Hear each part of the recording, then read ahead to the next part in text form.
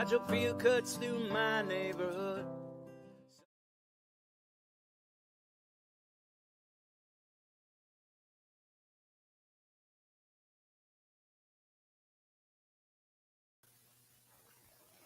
Hi, everybody. Welcome to another episode of Fearlessly Authentic. I'm Lucky, and I have with me Steve.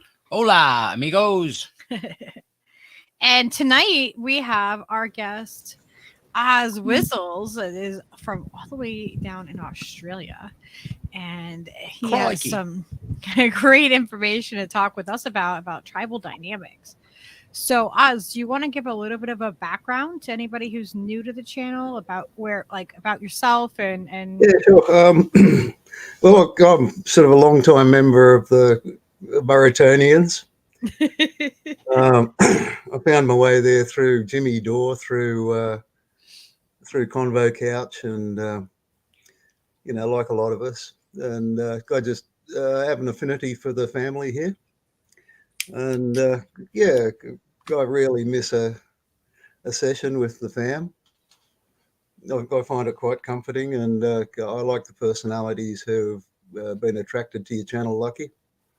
They're a real mixed bag, but we get along really well, we and do. we're okay to disagree with each other. And it doesn't matter, a very forgiving mob. And there's a lot of affection and nurture, which I think is the basis of any community that's worth being in. So my background is I was a musician for the first half of my life. I did rock and roll bands professionally, touring and getting up to all of that naughtiness. And, and then I went into computer technology, which came out of, because in rock and roll you had to be pretty technical, and I was doing synthesizers and all of the electronics and networking and stuff that you have to do with modern pop music. And so I just did a course and went off programming the big iron computers back in the day that filled a room, and rose pretty quickly through that and become a team leader, project manager, and then shifted from the systems to the business, understanding what businesses are, how they work, how to have effective teams, and how to get the different mindsets to communicate to each other. So I consulted on logistics projects, supply chain, for IBM, for various businesses. And then I got sick of the corporate culture, and basically I was asked to resign because of a bad project. Long story. So I went into back to music and became a flute maker, and got much more involved in grassroots community, particularly through festivals, and was very interested to see how festivals become like an instant community, and got fascinated by that. But from my technical background, I'd worked on artificial intelligence, deep learning projects, and had a lot of literature, and was trying to understand how all of that artificial intelligence and that fits in with humanity, and that led me, very technical, actually programming these things and exploring what they do, and then combining that with the ideas of chaos mathematics and psychology. So I did a lot of reading about these principles, and from the technical side, I had the problem of saying, well, just how much power does a human brain have? With round about 1 trillion synapses, and did back of the, taking into account theory of mind, which is the ability to predict what another person is going to do and what another person is going to do in a group, to be able to divine what they're saying about you to others, right? And we all engage in these kind of forecasts. Go, I got a hunch that Joe Bloggs over there is plotting with his good mate, and they're gonna be against me on some particular thing, so I better be prepared. Okay, we all have these things going on in our heads all the time when we're in community, trying to work out where we stand within the community and how we're going to get treated and just how much we can trust each other. So making calculations about what would be like the minimum amount of brain space you'd need to track people. And it didn't seem to matter how big a space I could come up with. To fill 1 trillion synapses, you can really only track about 150 other people with any confidence. Okay, and so I did some other reading, and I found that a few different disciplines come to the same conclusion from different research and theory, and I found it actually has a name. Is the upper limit for a tribe is 150 members, humans. For baboons, it's about 50. For chimpanzees, it's they don't have such large troops. They're like a 20 member chimp troop is quite large. I think bonobos have bigger troops, but they're more matriarchal, and they don't have so much hierarchy to worry about. Dominance mappings. So anyway, so I got confirmation from reading Robert Sapolsky's work. He did extensive work on baboon tribes in Africa, right down to their microbiology, taking blood samples and observing what their role in the troop was, and what kind of blood chemistry they had. And his angle was to track down the sources of stress, which was his main thing, was saying, well, where's all of the stress coming from in human society, and how do we observe this in other hominid societies? And so he was very interested in the microbiology and genetics and that sort of thing. And very, very, very clever man. He's got a lot of really critical insights. So, but then he had trouble, and I did have short discussions with him on the TED forums. He had an analysis that said, well, if you're in like a familial tribe in your home tribe, which is usually your family and extended family and close friends who will naturally form up into a tribe. If there's a hierarchy of power in that tribe, there'll be stress. And the junior members of it, they cop the worst of it. And they end up with stress diseases. Okay. And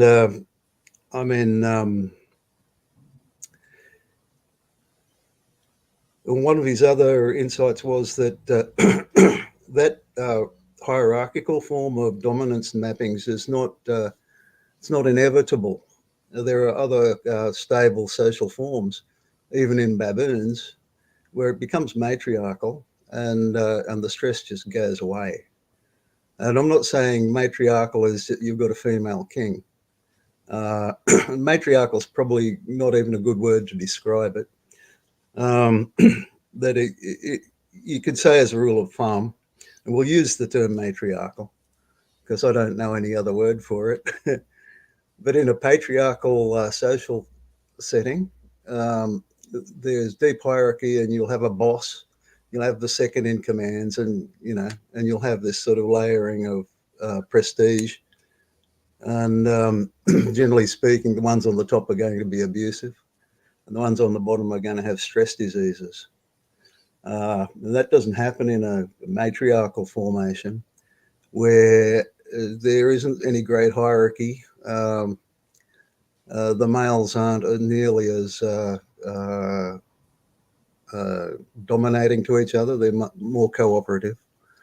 The females take a role in who actually, well, who enters the tribe and how they behave once they do, rather than the head male.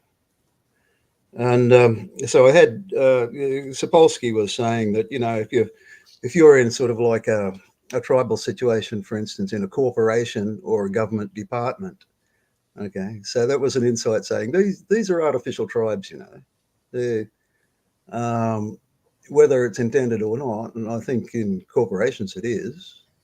The tribes will form up, and they'll have, because they're hierarchical, they'll have stress problems. And his answer to that is, well, but human beings can be members of multiple tribes. And if you like have low status in, say, your workplace, you might have a high status in your football club. In which case, if you got that, your stress levels are much lower. You see? So he was arguing that that humans have this access to multi-tribalism that it might be a good answer to stress diseases.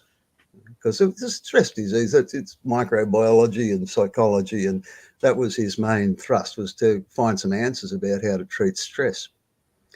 And I had a disagreement with him there. I said, well, look, you know, these are not, you can't really equate your home tribe, your main tribe with these associated tribes fully, because it's your home tribe that will have your back, who are actually there if the shit hits the fan and you have to pull together and you need someone you trust at your back. Then it's not going to be your stamp club. It's going to be where you spend all your bloody life, at work, in your workplace for modern humans, which this workplace thing it's only been a thing for a couple of 100 years. It's not a normal environment for humans. And anyway, so I had to formulate, well, I need to get a distinction between your home tribe, you know, the people which in the old days you grew up with. You've known them since birth. I mean, if you're in a corporation or a government department, you've known them since you were signed on, which is, you know, I'll get into how that can happen and why that can happen later. But so I said, okay, what I'm going to call that home tribe, I'm going to call it the familial tribe. So I had to start coming up with some language. And that's your default human tribe, that if civilization fell in a heap tomorrow, these tribes would form up quite rapidly. And they would be maximum 150 members. Very much like the gangs in New York, where you get these urban gangs. They very rarely more than a few families. And of course, in the urban setting, it's going to be patriarchal. There's going to be domination, violence, and stress. Yep. And but that's not inevitable. And I'll just, as an aside, address that the word tribalism is well and truly demonized in modern language. You know, it's used as an expletive, saying, "Oh, that's so tribal," and they're not really talking about what tribes really are. They're talking about the negative aspects that can happen in tribes, right, but are not inevitable. So it all gets simplified into a negative. But when you think about it, if humans didn't have their tribe at their back over the last 200,000 years, we would not have survived. This is how herds work, you know. I mean, one cow is a pretty cranky, dangerous thing, but a whole bunch of them, man, you don't fuck with them. Yeah. You know? Exactly. Humans are far more dangerous, in my opinion. But so, and then just touching on the fact that we are humans, we're not baboons. So we can do this other, as Sapolsky said, we can be members of these other tribes, which I call associative tribes. And I had a good long think about, well, what's the difference?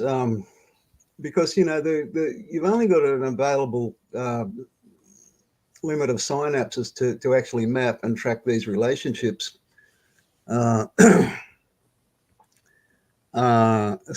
how do you actually fit these extra tribes into your limited human brain? And what I come up with was your familial tribe is a holistically defined tribe, which includes everything about that community. And I call it the totem. And that word's been used. We got it from the American natives. They would have a totem pole. They actually had a physical thing that defined what the tribe was about. With things like, where's your major food source? Where's your water? What processes you do to get a surplus, like manufacture. What do you manufacture? What do you make? What do you eat? What do you excrete? Where does it go? It's a form of communication. The Pacific Northwest is very well known for their totem poles. Yes, but it's a tribal identifier, and it's unique with each tribe. Oh yeah, absolutely. Because each tribe occupies a certain territory, which will have a particular climate. It will have particular food species. It'll have particular predators. And I mean, you can also say which is what's really good about a lot of native tribes is when they talk about gods, they're talking about the fundamental elements of the place where they live. It's not like a Christian God. It's more like natural, give identities to natural occurrences and what you can expect in your environment. So you get a lot of the primitive tribes. So very quickly, come up with things like earth, air, wind, and fire. The fundamental truths of the world. Yeah. And oversimplify the fuck out of it like humans do. And they get in the totem as well, and that'll describe things like your rituals and how you treat each other, your healthcare, so with a familial tribe, that's holistic, and it'll cover every aspect of your life. Okay, so it's really comprehensive. And in effect, what the totem does is it governs what comes into and what goes out of your tribe. So it operates as a kind of a membrane, because your totem will also include who you trade with and who you fight with as other tribes. The way the tribe emerges as its own creature and survives. Yeah? And not all of them survive. If their totem doesn't work, they all die, or they get scattered and absorbed by other tribes. And sometimes a drought comes along and they all die anyway, or they have to move. When tribes move, they get into trouble because they get on other people's territory and there's conflict. And so it's when those things happen that a wise tribe needs to be prepared for those kind of things and have preempt the common conflicts that can occur. These are conflicts between tribes, and if you kill a member of a tribe, the whole bloody tribe's going to come after you, and there'll be a war. It's the same thing when like when we had Applejack on and we were talking, he was talking about the different gangs in New York. It's the same thing. It's if you hurt one of my people, like you start that, then it's going to keep going. Right, wrong, or indifferent. It's gonna, yeah. It It's you're doesn't gonna matter. you're It starting doesn't something matter. that you don't have the Yeah. ability to then stop it. You know, like there's no stop to that unless the tribes both decide. Well, that's the power of a tribe, is that you as an individual, you don't stand a chance against a tribe. Right. So you don't, if you got any bloody sense, you don't rile them up. Um, And did you see Applejack's question here too? I don't want to interrupt you. I just don't want to No, miss that's any fine. of these questions. He said, anyway, so how is it that the familiar, you can have your home tribe, which is holistic, which is what we pretty much evolved to be as a herd species. How do we fit these associative tribes like our football club, or the philately society, philatelic stamp collectors, and the lucky burrito tribe? How do we fit this stuff in? And the way we fit this in is that an associative tribe has a reduced totem. It's an abstracted and stripped down totem that doesn't have such a vast amount of definitions. And so the associative tribe will have, generally speaking, one or a handful of core definers that are pretty easy to calculate and work with.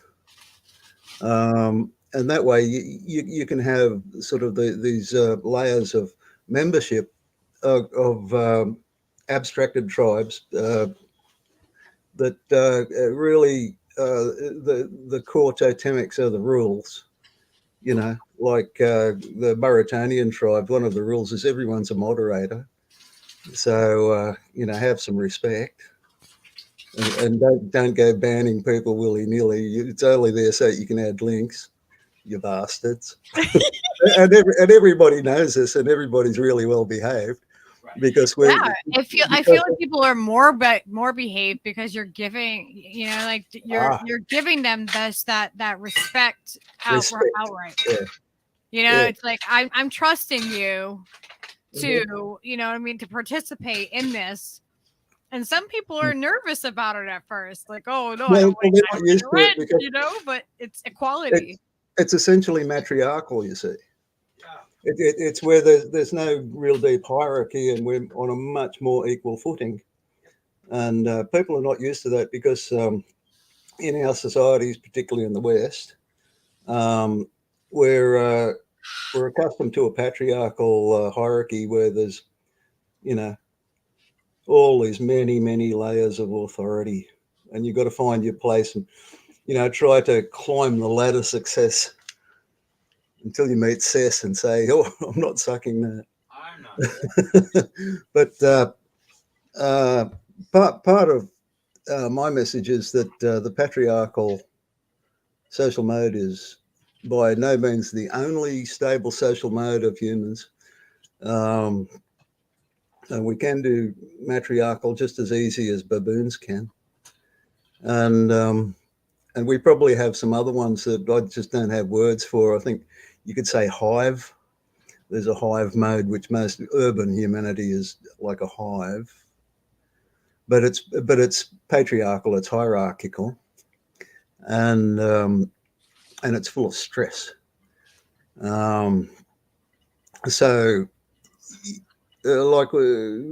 evidence is that humans are pretty much nomadic from the past. We evolved during ice ages, so things were not all that easy. Because you had to keep moving, you couldn't really have large groups. You couldn't urbanize.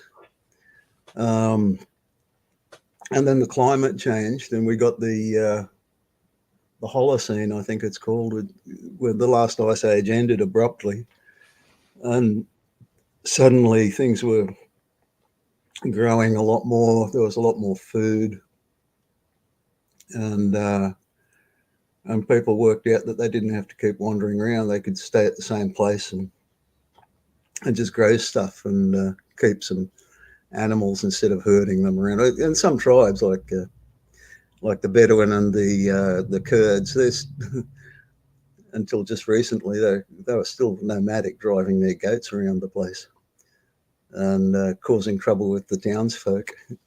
Yeah, and I think the stresses just change, right? Like, then the stresses were, I mean, they're the same There's similar stresses, and then stresses there's other because technological stresses. There's lots of the different. stresses are basically the same, but they come up in different forms and in different ways, but it's always the same things, right? Pretty It's much. our survival. It's we need we need food, we need shelter, we Yeah, need, the bottom line. it's always the same things that we're stressing over, but the way that we stress over those things changes depending on what I time don't- period you're looking at. Now this is where I just need to mention that the size of the member limit of a tribe for an associative tribe seems to be, from the evidence, it can be larger than your 150 maximum, but not a lot. And you'll get the same dynamics will start occurring if a tribe of any sort gets too big. Now, the reason for this is because, let's just take the familial tribe. It could be a herd of cows or a troop of baboons or a bunch of people, a tribe of people, that up until that limit, you can know each other so well that you know how and when to trust them in any given scenario. So it's trust based, because you know what they're going to do, because you've just been with them so long, you've got them mapped. It's like they're living in your head, and in a lot of ways they are, and you're living in their head. There's this cross play where you know each other so well. You know when they're going to have you back and when they're bloody not. It's from a total trust to total distrust, depending on context, because nobody's identical. So some people are better to trust with, say, your money than other people. You can't trust them with money, but if you get working together, they're great workers and they work really good. Then you get everything in between. So what happens when you approach the limit? You get conflict because more and more members of the tribe are not fully mapped into the fabric of the tribe. The cross thatching of trust matrices are not fully formed because you don't know them. You haven't had time to work out, what's this bloke all about? Right. So what happens is that the aggregate level of trust in the group starts to fall. Now, when that happens, people will start to separate into cliques and camps, where they can manage the people over here. They've got more rapport with these ones than these ones over here, and that process will develop. It's like cell division, until ultimately you end up with two tribes, and they have got to split and then choose themselves a new identity to function. Because if you try and keep that tribe together with all the splits, the actual power of security, of having someone at your back, starts to go away. So, that camp over there, I can't trust them to be at my back. So, and then the trust really folds, and you really have to be separate. And then as tribes, you can start applying to your totem how you relate with that tribe as a tribe, not as an individual. Okay. Now, the same things happen with online groups, which, like these chats, and we see Jimmy Dore and the Convo Couch and these, and they're sort of like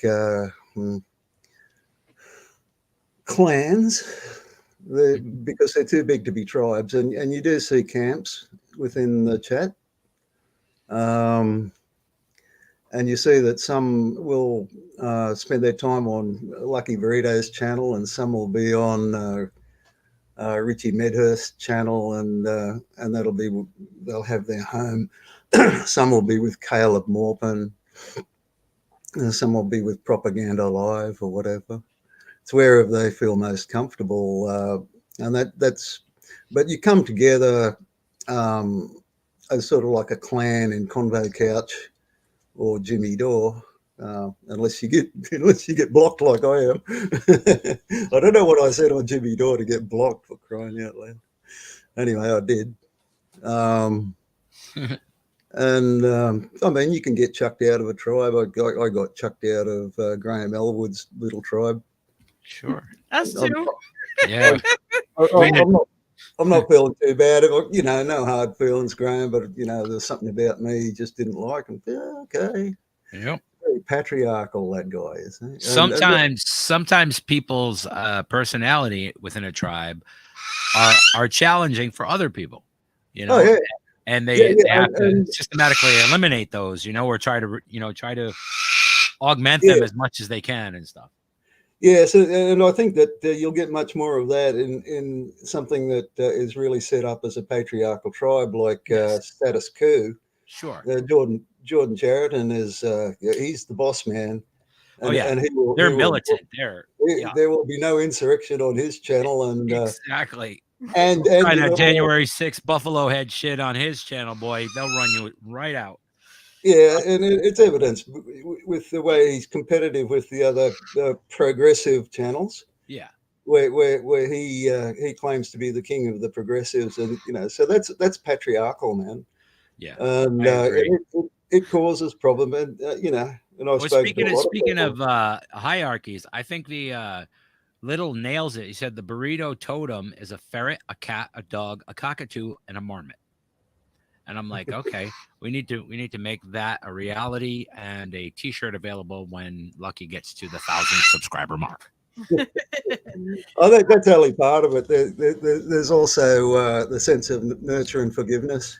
Oh, there's all kinds of little ones to add to it: the music and the love and the light and also the.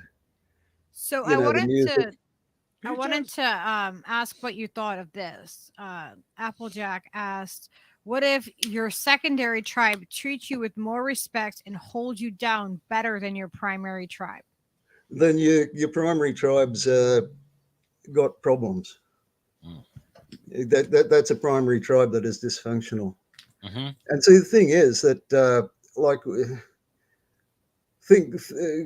community or tribal dynamics are so screwed up at this point in time for a lot of reasons. You know, the alienation of people from their work, the fact that you're spending 1/3 of your entire life in an artificial workplace, which is an artificial tribe, which doesn't give a fuck about your standard of living. It only cares about money. You know, but it still accretes the power of a tribe because it's a bunch of people who just naturally keep each other's backs, and protect each other. Mm-hmm. And but their primary motive is profit, whereas a more natural tribe or troop or whatever community, they're more interested in managing surplus for the tribe, not profit for the individual or shareholders. You see, that's where the idea of profit is so antisocial, because it steals the natural surplus from the group. There's another thing that tribes do is they create surplus. You know, many hands make light work. Yep. You know, and you're not going to see that in any economic text. They'll say, "Oh no, you've got your labor force and you've got your capital, and got to keep everything separate." Yeah, and then you got your profit, but they call it profit. They don't call it surplus. Right. And the employees, they don't see any of the surplus. Well, that's because the surplus is actually the profit, but it's not called profit so that the people who own the thing can reap the rewards from the profit. If you called it surplus for the entire tribe, then everybody's styling, and that's a proper tribe, right? And that everybody's getting a share. Can't have that in capitalism, boy. Like that what doesn't quite work. Trish says right here. She says, "Have we not lost having a sense of community because of capitalism?" Yes, very much Fundamental. so. But capitalism just lately is a more refined tool to break people up. Yep. Way in the way back, thousands of years ago, some tribes learned that you could control other tribes by dividing them, making them smaller, and then they weren't powerful enough to give you any grief. And these ruling tribes have been thousands of years putting together their machine that is just adept at the tools to break up other tribes and if not destroy their power, steal it and appropriate their power. And capitalism is really good at that because it, well, number one, you've been subtracted from your family for the most productive hours of the day, where you're not available to your family. Your availability is through your bank account. Okay, so you are subverted, and you're now been removed, alienated from your family. Not only that, you're alienated from the product of your work. This is what Marx was on about, saying, "Oh, you go to work, you produce, and then you got to go home without what you produced." And capitalism is adept. And the second way that capitalism destroys particularly familial tribes is it makes you move around. The mobility of labor, that the kids have to leave home because they've got to go into the city to work, or they've got to go to another city, another state to follow the work, to follow the jobs. See, jobs. Yeah, it divides up your familiar tribe. Then it divides up that. Yeah, and then the capitalist class, they bang on and on and on about work-family values and balance, and the more sanctimonious of them talk about family values. At the same time, they're destroying families. Yeah, and like I grew up as a military brat, so I wasn't in the same place for more than a couple of years at a time growing up as a kid. So you have reduced ability to do proper mappings of the people around you. Mm-hmm. And that's the other thing that happens is that until you actually experience a comprehensive mapping with the community, you don't even know it exists. So you don't even know it's there, but you kind of do in your heart, because there's that sense of security for some reason is not there. And this is why political movements often move towards a more tribal social structure, into things like socialism and communism. Mm-hmm. That socialism and communism are kind of like a blind search for the lost security of the tribe. Mm-hmm. And communism gets close, but it's still. I mean, China's getting very close to it in the fact that they've got neighborhood assemblies Mm-hmm. at the very root of their political formal structure. Yeah. And if you gain prestige in your neighborhood's cell, I don't know what they're called, the assembly or something like that, then you're more likely to get promoted to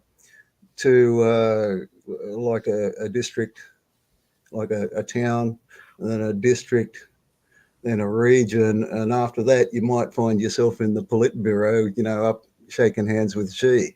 So it's like it's a prestige thing, just like every other tribe, but it's built in that same. Well, prestige is the natural currency of humanity, and if you read David Graeber or Michael Hudson, the history of what happens with economies, when a currency collapses, people start bartering. Mm-hmm. And then after a while, they stop bartering and they start doing just a gift economy, where it's prestige based. If you're productive within your community, you're giving a lot of stuff to the community, and you get great prestige, and you get some differential treatment because you're just valuable. Everyone knows you're valuable. You're a valuable part of that community, and you don't get dicked with, even in a patriarchal form. Because you've shown the value of what you your have work. to offer to the community. Yeah, and the way Graeber says, the way it works is you go to someone's place and or someone comes to your place, and if they say, "Oh, that's a nice chair you got there," and the expected response, or what normally happens, is, "Oh, you like that chair? Here, have it." Right. Oh, okay, thanks. And that goes back and forth. And that kind of thing, that's the most simplistic version of it. When you're using money, so if I give you my best chair, you kind of owe me one, but I'm not collecting right now. Right. No, there was no money. I didn't say, "Oh, you like that chair? I'll sell it to you." Yeah. No, because I want that marker. I want that. Yeah, you kind of owe me one in the future. When I really need your spare. I wish society was more like that with monetarily. You know what I mean? When you have something that's coveted and you just like, sure. Yeah. What do you need? And you just play, it's poker all fucking day. You know what I mean? That's the way it works in that way. Well, yeah, just as this sort of gets into economics, which everything's connected, but I've done so much reading on economics and money and shit. Yeah.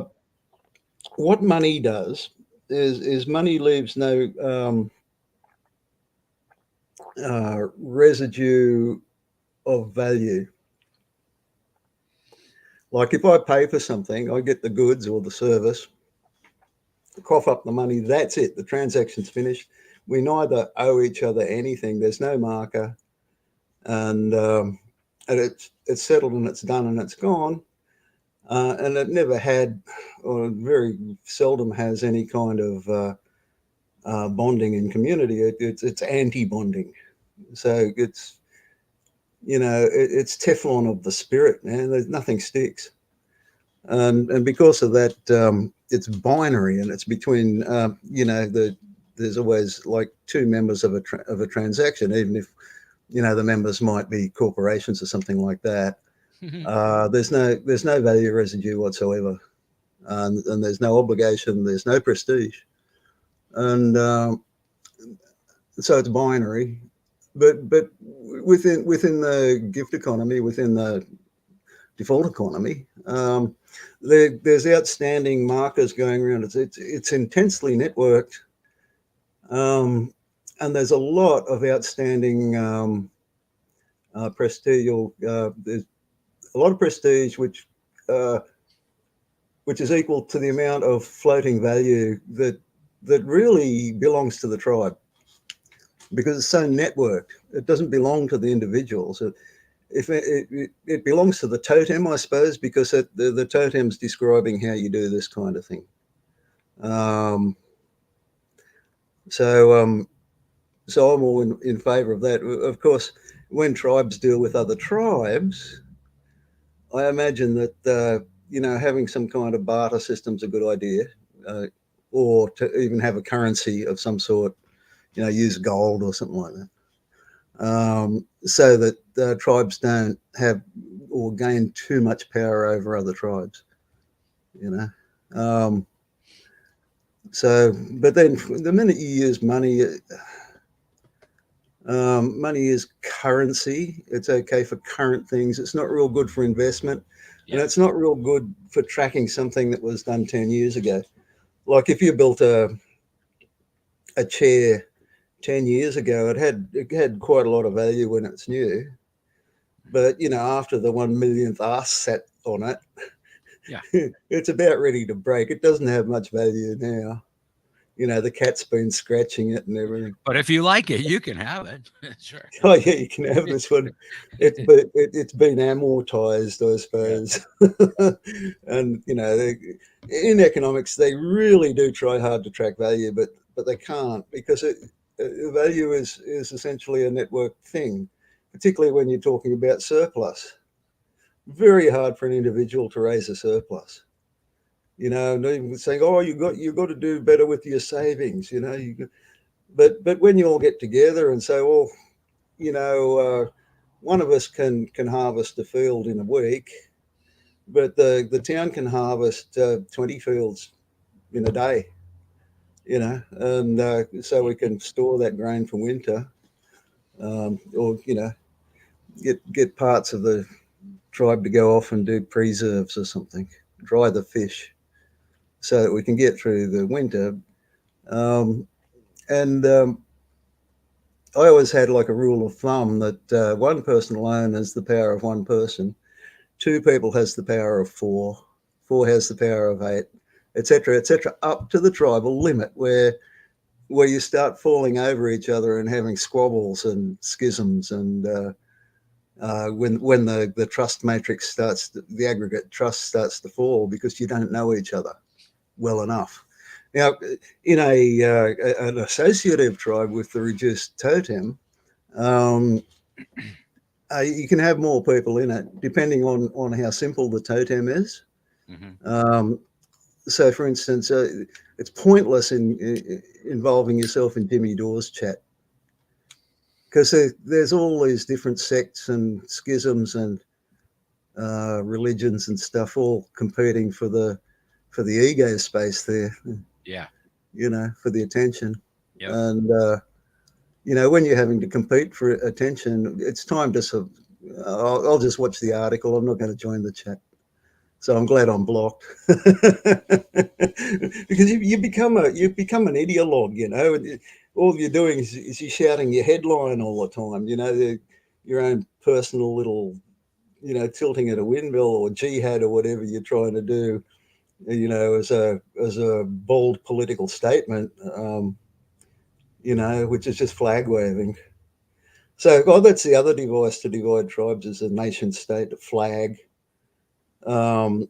If we understood tribalism better, you'd only use a flag for sort of like a cultural affiliation of saying, oh, yeah, we'll give this mob, we don't know them, but because they worship the same gods or live on the same island, we'll just give them a little benefit of the doubt, because if we have to unite the tribes for some threat, then it's probably best to have some goodwill, but you can't trust them. There's no basis of trust. If you're not familiar, you can't trust. Right. So we have all of these devices to at least provide a platform for trust to be built upon, like hospitality, general respect. But there's no... These are all sort of like practices that are designed to reduce intertribal warfare, so you don't accidentally, hurt somebody in another tribe, or, just out of raw xenophobia. But really, when somebody turns up that you don't know, and you don't have that sense of security and trust, if you don't have a mutual understanding of hospitality, then you're likely to come to blows. Right. And so, nations and all sorts of political organizations try to put this brotherhood of man sort of, we're all born equal in the eyes of God, and all of this other malarkey, which is just an artificial overlay to try and head off the xenophobia, which is, if we were just back to nomadic tribes, if you see a tribe that you've had no contact with, you have to assume they're hostile. You don't know them. Right. And that can lead directly into conflict. And so, tribes do have their problems.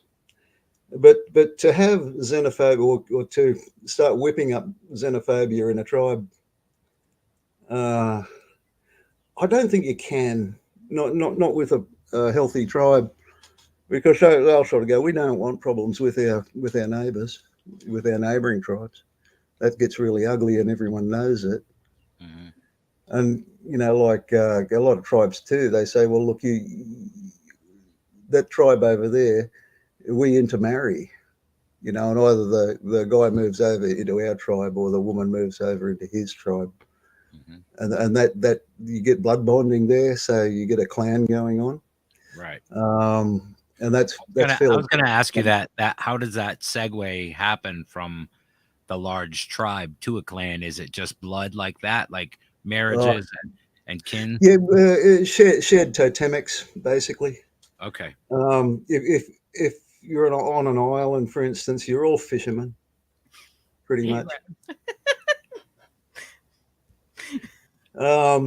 But yeah. When we get into humans, they love complicating things, don't they? And and so the thing is, that xenophobia is natural,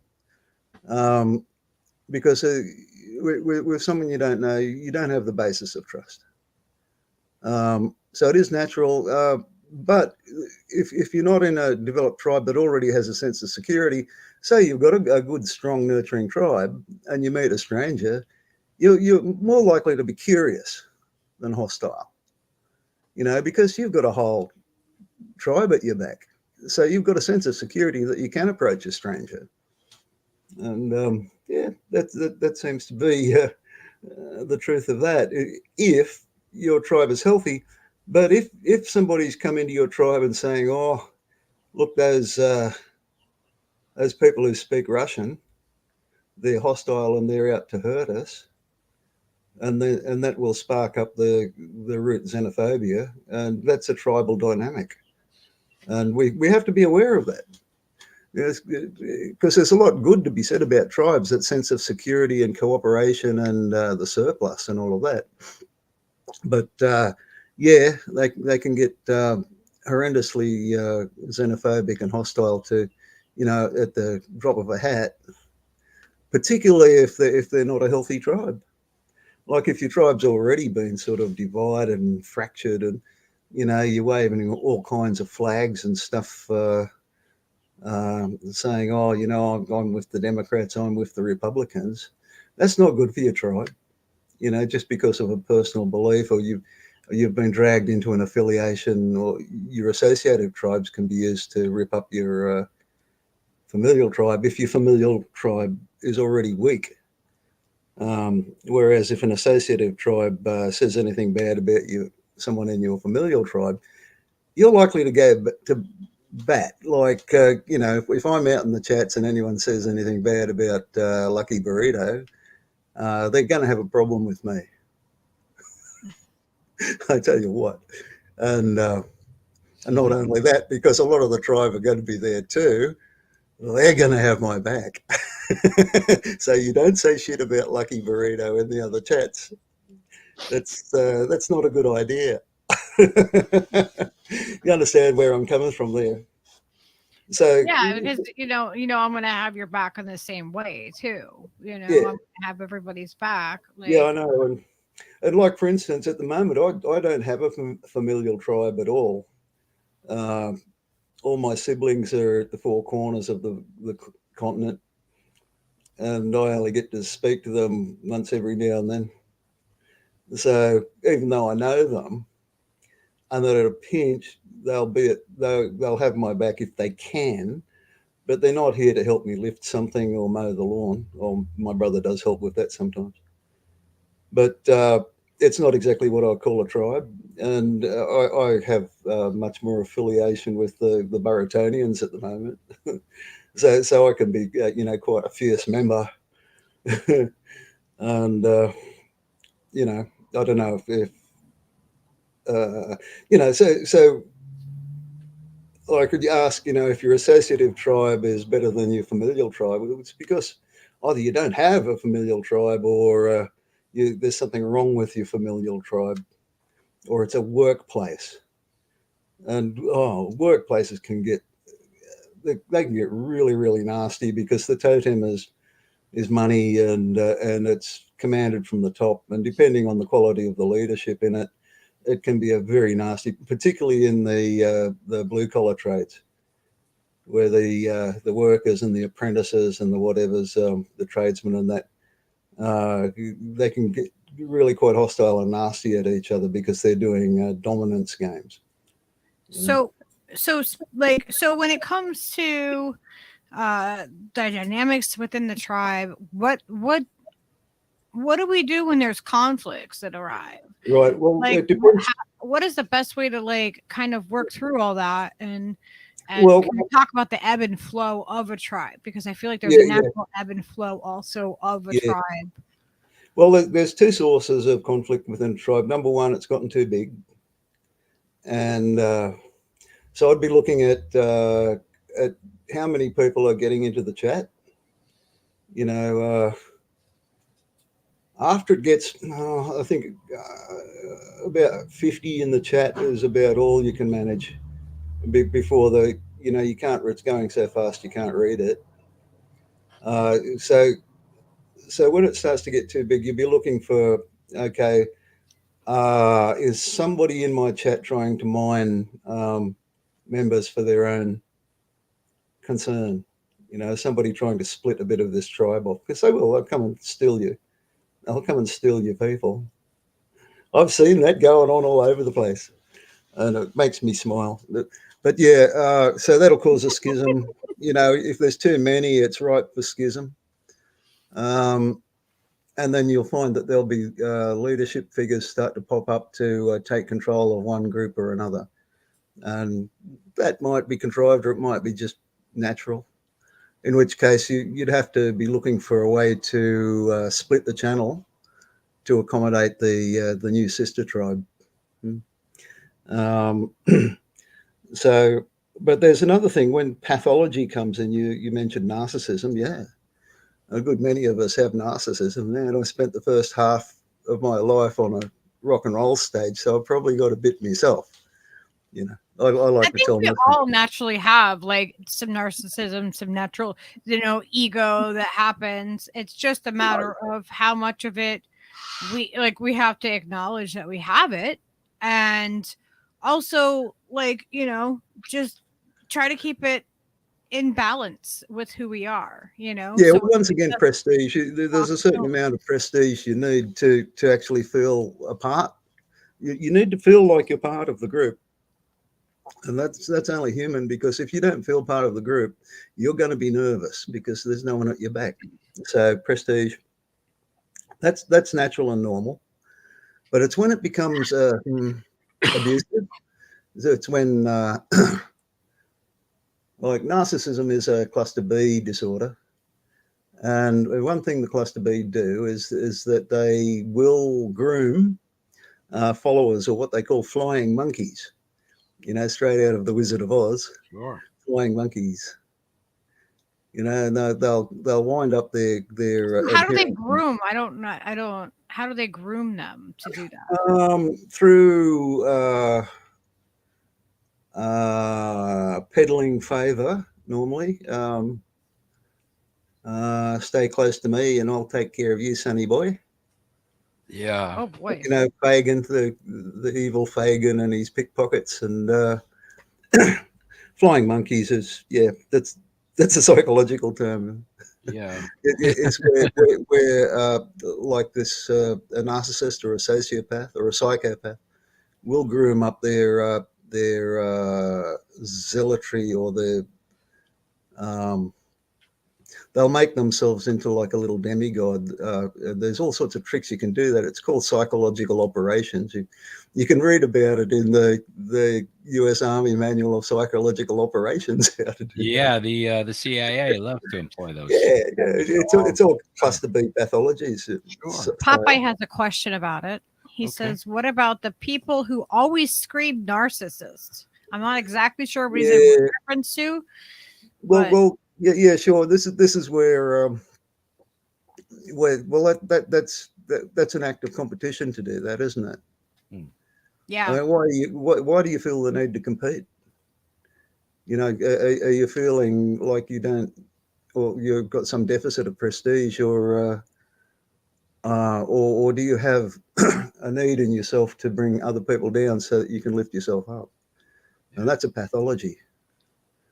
So the people who always scream narcissist, it kind of depends. You'd have to say, well, on what basis? You know, because that is a diagnosis. Right. That's a clinical diagnosis, and but it certainly could be used like you just said about like being a competition and raising. You know what I mean? Like constantly raising that point and stuff with different people to garner more acceptance. We would need more details. But it depends on it's a case by case. And this is where a lot of these troublemakers, I call them, or negative proponents, let's say. It's okay. You can say it, unvaccinated. It's fine. Yeah, these unvaccinated people, these Russians, these commies. I know. These pinkos. And let's remember where commie comes from. Commie comes from the word Community. And community. anyway, so yeah, yeah, they split the word. They split the word and allow they make a gap of ambiguity that they can wriggle their wormy self through. You know. I think some people project what they're. I think some people have an unhealthy way of projecting something and saying that someone else is something when really they're self-diagnosing. That can happen. When somebody accuses someone else of something, automatically they can conceive that thing in the first place. And you say, well, what kind of a mind can jump to that kind of conclusion so easily? It's because it's already, it's like Jimmy Dore says, it's in your shadow. That's what he says, and I agree 100% that most people who hate Trump hate him because he's in their shadow. Yeah.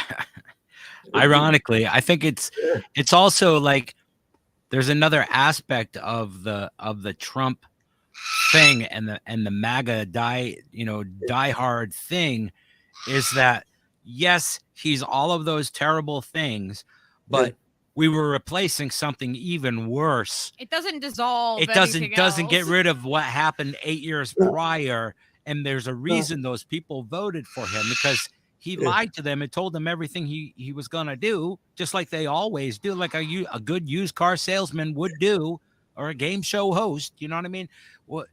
What did people expect? It's exactly that, but they made him into the biggest, most scary orange man ever. Yeah, because he's in their shadows. Yeah. And look, I was really surprised first time I saw Trump. It was like I was seeing my father. Wow. My father was a clinical narcissist. Damn. Very, very similar approach to life.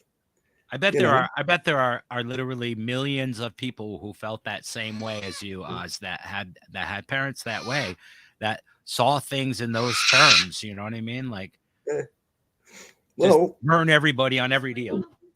So Trump's definitely in my shadow. I dislike the man intensely, and but there's a difference between some people that dislike the person and some people that actually feel like an enraged hate for him. Like they have feelings behind it. Like, because I don't like who he is, but I don't, you know what I mean? It's not because, you know. Yeah. You know why? Because it causes them intense comfort because they've learned over their lives that man represents the part of myself that I've had to repress most of my life. Yes. And it causes me so much discomfort. And because it's subconscious, it becomes all emotional and there's no brain working in there. It's amazing because that's exactly the reason that the fucking hardcore punk rock Donald Trump loving motherfuckers love him so much, because he is unapologetic for being any of that shit. He's just like, I don't give a fuck, like I'm a fucking slimy bitch. I've been a slimy fucking shady bitch my entire life. You read about me for fucking years, and here I am on the big stage, bitches. He's being his authentic self. Yeah, he's being authentic. As fucking gross as he is, that's what he's doing. And that's fucking too much for people to handle. They just melt down if you present that idea. Because people are used to people covering it up and being embarrassed for being that kind of person. But he's like, no, I'm just embracing it. Fuck you. Like, he's like, I'm Jim Baker without the fucking, the Christian fucking rapping, you know what I mean? Yeah. So it's perfectly suited with the Mike Pence. He doesn't give a fuck. That's the thing, is that he doesn't care. People. It's because he's already owned his flaws. Yes. So when they chuck rocks at him, it just passes through because there's nothing there to hit. He said, I already told you all that. The glass been busted out years ago. No, don't they go off their brains when they just get deflected so easily by just such a simple trick. You know, we can't beat him. Oh dear. It's like it's like this sad comedy, like reading tweets from Rob Reiner about how they're gonna get Donald Trump any day now. Like this is like well, the we're walls going are on closing 5 in. years of fucking The what? beginning of the end. You know, We're gonna get him. Yeah, and it's always any day. It's gonna be this time. Oh no, this time they've really got him, and it's like They call him a Teflon Don for a reason, because the government owned him years ago. They're his. They can do whatever the fuck they want. He's not going to get prosecuted for anything ever. well, see, the thing is that there's this political thing. You throw shit at people, and eventually some of it's going to stick to them. But what if that person's already shit? Exactly.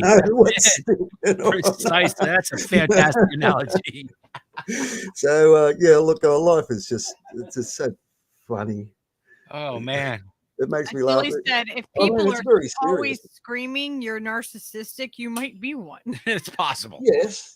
But they might just be saying that to make themselves feel better. I mean, I guess it depends on how it's coming, where it's coming from, and you know, it's a case by case basis. If people are coming to you, that you know respect you and care about you, I think and they're saying this to you out of actual concern because they want you to do better, then it might be something that's worth like at least looking at and doing a little bit of self-examination. I think it comes down to exactly what Oz was talking about, the nuance and the trust level within your tribe, you know, like understanding that you can be flawed in front of your friends and they'll tell you and they'll try to help you be a better person, or you can just block it off and take it as an insult and just, you know, dismiss them and cancel them and be a cancel culture vulture, you know? Yeah. Well, forgiveness is the main weapon against escalation. Yep. Who wants escalation? I mean, some people want escalation because they've got some kind of objective. But if you know someone, you know what their objective is going to be. Yeah, I wanted to also, in that context, talk about passive aggression. Mm-hmm. You know, as do this or I'll hurt myself, sort of. There's a lot of that. There is a lot of that where I've experienced that my entire life with people then using manipulation. If what the first thing doesn't work, then they'll use manipulation. And a lot of times I have come across people, you know, oh, well, you know, I'm going to self-harm now, or, you know, in many ways. Yeah. Yeah, that's a pathology. And that sort of feeds into people who find that they have to become enablers to survive a pathological family. I mean, and what are we supposed to do if that happens within a tribe? Like, we didn't even, and by the way, we didn't discuss any of this. What we're talking about now is completely an organic conversation.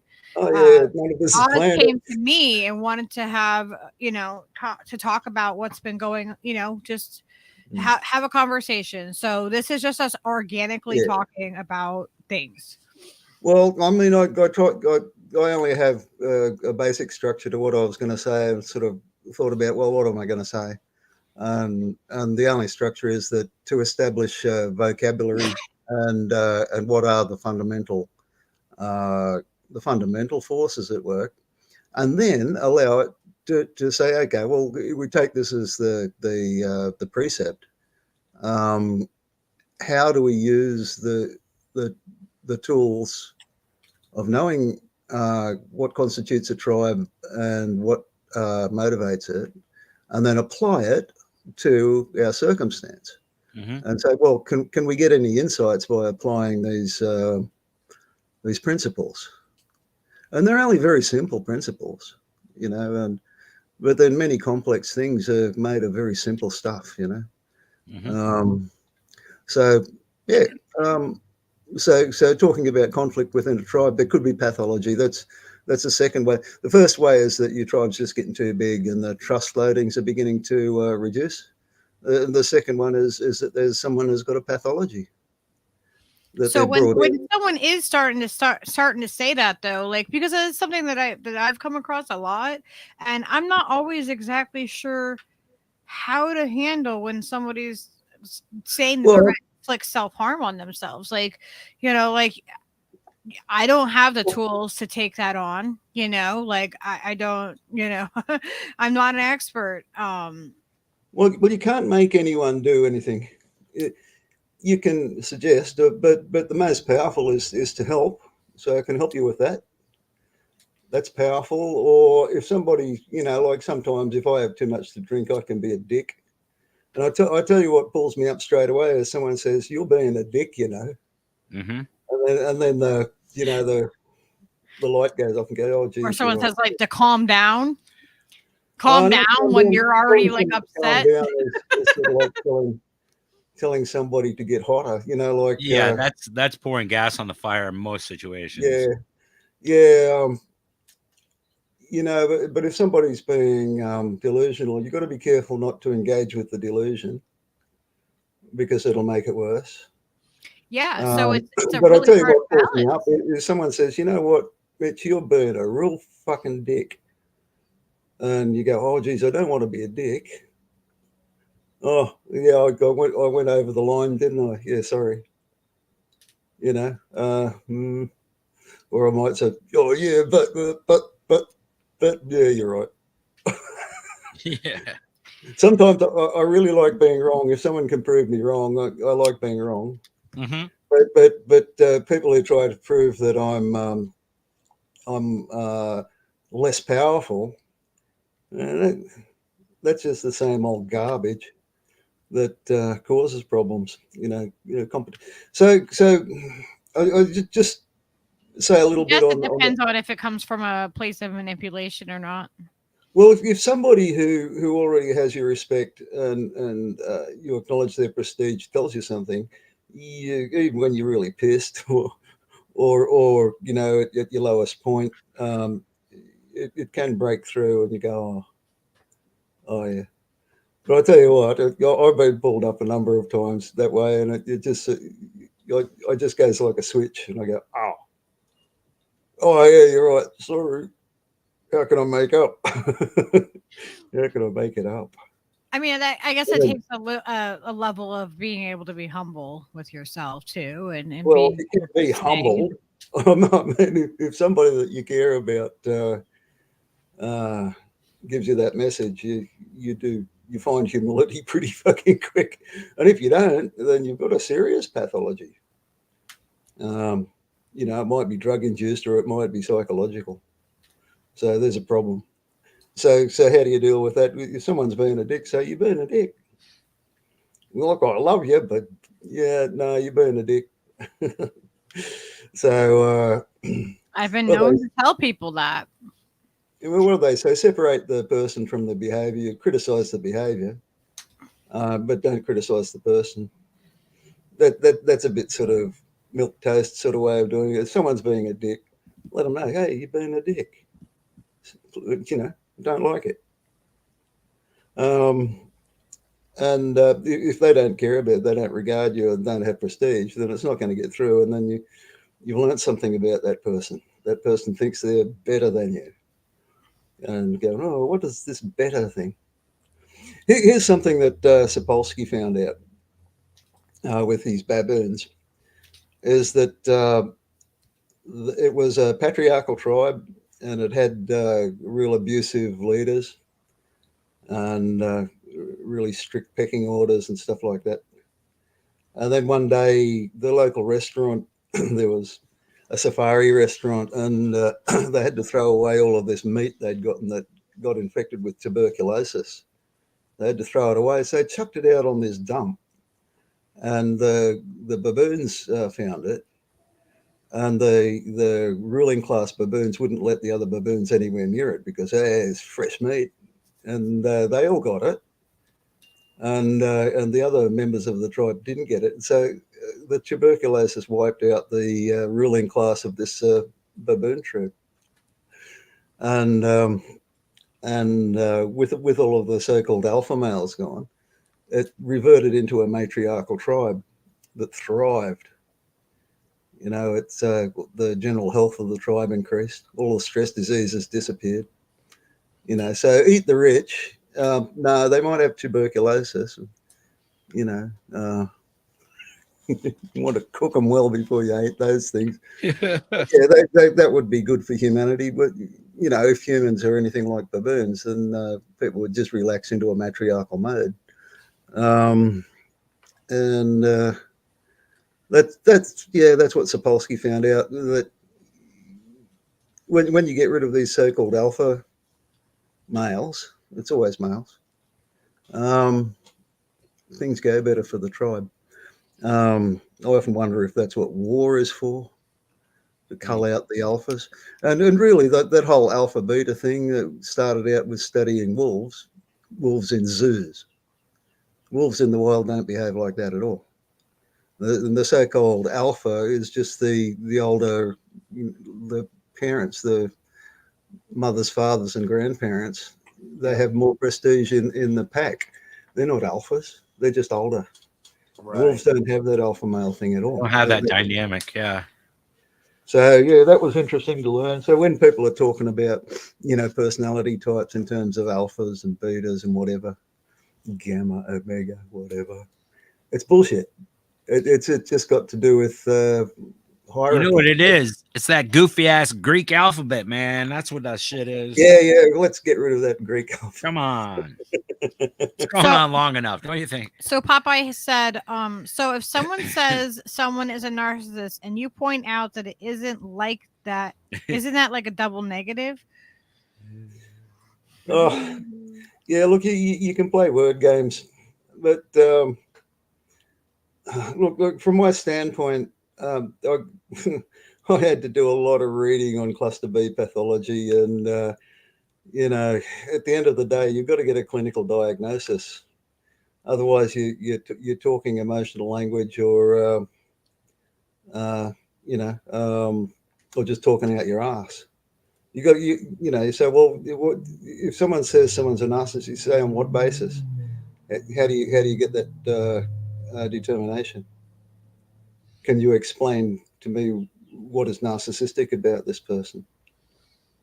You know, when you push people to their rationale, it'll either shake out that they're talking out their ass or emotionally, or they might indeed have some clinical basis for their assertion. Yeah. I have a clinical basis for this assertion. That's right. I have an entire dissertation explaining this very thing. You say, well, as a narcissist, I know what narcissists look like. As a narcissist, I have a master's in narcissism, okay? Motherfucker. Yeah, I have to live with one most of my life. Gee. And yeah, it's because everything is bent towards their benefit. And it's always an unequal transaction when you deal with them. They always do better in every way possible. And it's always about, this is why Trump, it was all about him. And a lot of it, you know, was because he had a feud with Obama. Yeah. Because Obama had a go at him in public, and you could see Trump going, I'll get you for that, you cunt. Yeah. I'll do it. I'll have your presidency. He definitely had that attitude.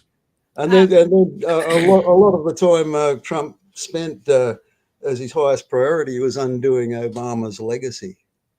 You notice he did that? Systematically undid everything that Obama claimed as his. Yeah, we watched him do that day by day. He dismantled it. Anything that seemed at least good or had a reputation of being a good thing. Yeah, like the treaty with Iran. Sure. One of the first things he did, he tore it up and say so much for Obama's legacy. He completely dismantled the entire legacy of him. Like that became his. And that was a personal victory for nobody but Donald Trump. And I don't like either one of them. I don't like Obama or Trump or fucking Biden. Like it was they've all got some kind of pathology going on with. I mean, it used to be said that if you aspire to lead any more than the tribe, you've got a megalomania at the very least, and you know, there's something wrong with you. And the Greeks knew this at some stage in their development, that anyone who wanted to be the leader of Athens was automatically disqualified, and the Senate would decide between themselves who was best suited for the leadership role, and they'd go and get him and put him in the chair and say, "You're it, mate." And he's going, "I don't want to do this." And they say, "Well, that's why you qualified." Yeah, I wouldn't want to be a leader of that kind of thing. Like, absolutely not. I wanted to bring up Drew's comment here. People's egos kick in and they won't accept help most of the time, in my experience. Like Steve said, instead of taking criticism as care, they see it as insult and hurt relationships to feel superior. Yeah, well, that's why you got to be a bit diplomatic. Someone said to me once, no problem is ever solved head on. Problems are always solved from the side. That if you get into headbutting, you're just going to get more headbutting. So straight up criticism's not going to work. When they say constructive criticism, where you don't, it doesn't sound like you're criticizing. You'd say, in a situation like that, have you ever tried approaching it this way? You don't say, "Oh, that's shit." No, that's not good enough. Yeah. So what are you saying? "Oh, I'm not good enough." No, that's the way to get into a fight. You say, "Have you ever read this author? Here's a link." To be constructive, to be additive, not subtractive. You know what I mean? And whenever I think to do that is good, it works. I don't always think of it. If they'll listen to what you have to say, like you can't force somebody to see, what you're trying to show them. But if they will, if they're open to seeing it, and they can, Well, very often I'll find myself in some sort of disagreement with a chatter, and then after maybe the second or third interchange, I'll go, let's approach this intelligently and actually read what that person has said, and then try and find some resonance and work from the point of resonance till you find somewhere where you can actually add, so that there's a mutual benefit. And then Trish said, if people try to manipulate me, I refuse to take responsibility for their behavior and or choices. Yeah, well, that's healthy. That's if you detect that you're being manipulated, because the manipulators are often very subtle. Yes. There's a lot of some of the people out there who look dumb are actually intensely clever. And I've known very, very clever people who manufacture a dumb appearance. Yeah, we have to have boundaries. We have to be okay with saying, like, no, that's where my boundary, that's where my boundary begins or ends or whatever. Like, this is a healthy boundary for me. That's not okay. Right? Like, we can't just say that just because someone's in our tribe that they get to, Okay. So personal boundaries, yes. I think people have to be aware of their boundaries so they don't get pushed over them, because that's how you manipulate or exploit someone is through pushing their boundaries. So you have to be strong with your boundaries, but I mean, this should be taught in kindergarten, but it's not. And I was going to make a point there.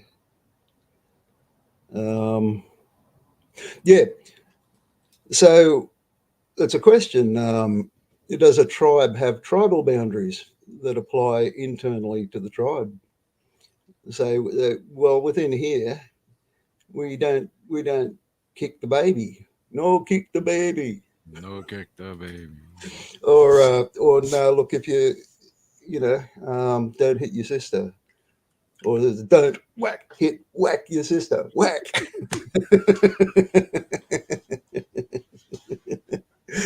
I mean, how's that done? Is it part of your totem? That makes perfect sense to me. But there's a personal aspect to it where people have private boundaries. Yeah. But then if you know someone, you'll know what their boundaries are. You say, oh, don't say the word dog to Arthur over here because he was nearly mauled to death by a dog, and the very word makes him twitchy. He's got a bit of a boundary there. So, yes, I had a pet animal. Don't say dog. I'm a teapot. I'm a teapot. I think there was a Monty Python sketch about that. Yes. No, don't say that, or he'll put a bucket on his head and say, I'm a teapot. I'm a teapot. So, yeah, look, that's basically all I wanted to present. I think is oh, no, there's one other aspect about tribalism that if you get these schisms where the tribes got too big, and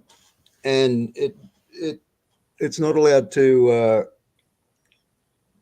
actually separate and become two identities, tribal identities, and you try and keep them squished together, then they won't split horizontally, they'll split vertically, and you'll end up with a dominance thing straight away where the schism happens. Whoever comes out of it as the most dominant leader, if it's a patriarchal tribal split, will become an overclass. Okay, and that's where class war comes from.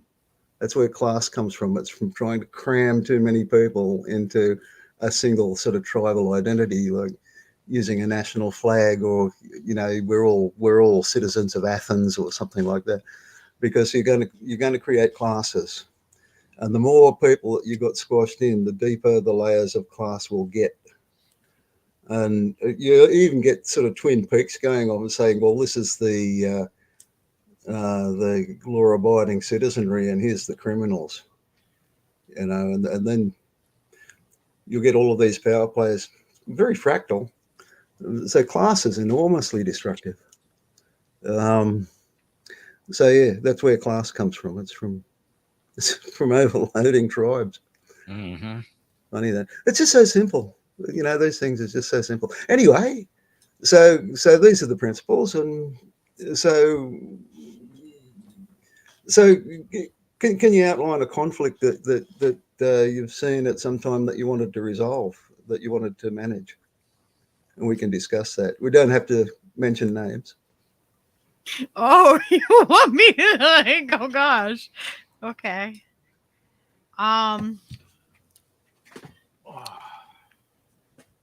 Steve, what do you think? Can I have my guitar? That's, I mean, you can't just know something, you've got to apply it.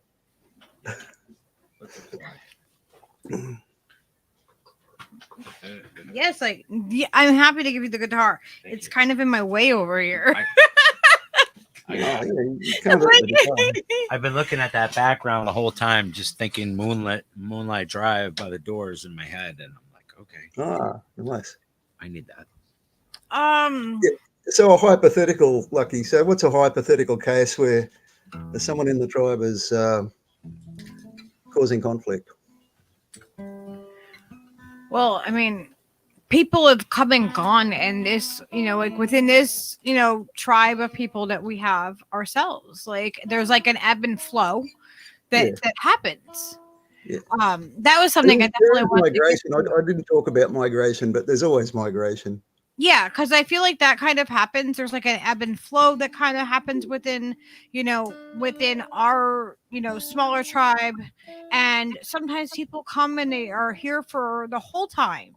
And some people come in, and they're here for a while and there's no conflict, and then they just kind of migrate on. Some people come and they're here for a short time and there's a conflict or there's something, and they go, and sometimes they come and they go, like there's this natural, I feel like, ebb and flow to tribes too sometimes, like within this particular type of tribe being one that is like an online community. Yeah, I think that's true. I mean, if somebody decides for themselves that this is not for them, then they migrate. That's okay. There's no real conflict there, is there? Well, it might be sparked by a conflict, but it's very soon resolved by them leaving. So that's not a problem.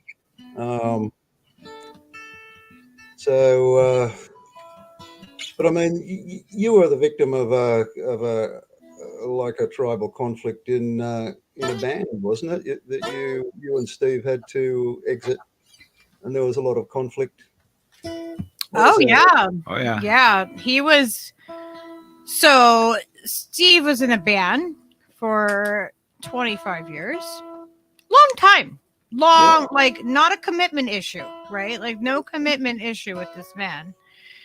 So, and then, you know, and I've known him all these years, but we weren't a couple all those years. And, you know, looking at something from the outside in is one way to perceive it. But then when you're on the inside of something, or you're closer to the inside of something, and you become closer part of a tribe, or, you know, the band, you start to see things. And you see more things that you don't always see from the outside looking in. Yeah.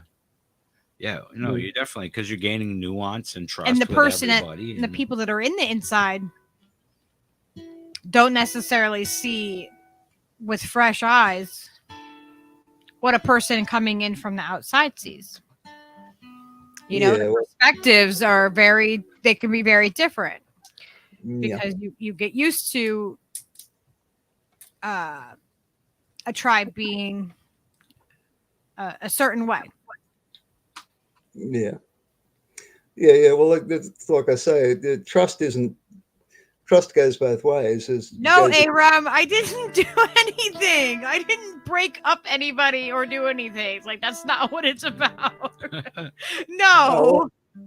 I mean, you could just say a hypothetical, but like I say, now when you're familiar with something, you not only know what about them that you can totally trust, you also know what about them you can totally distrust.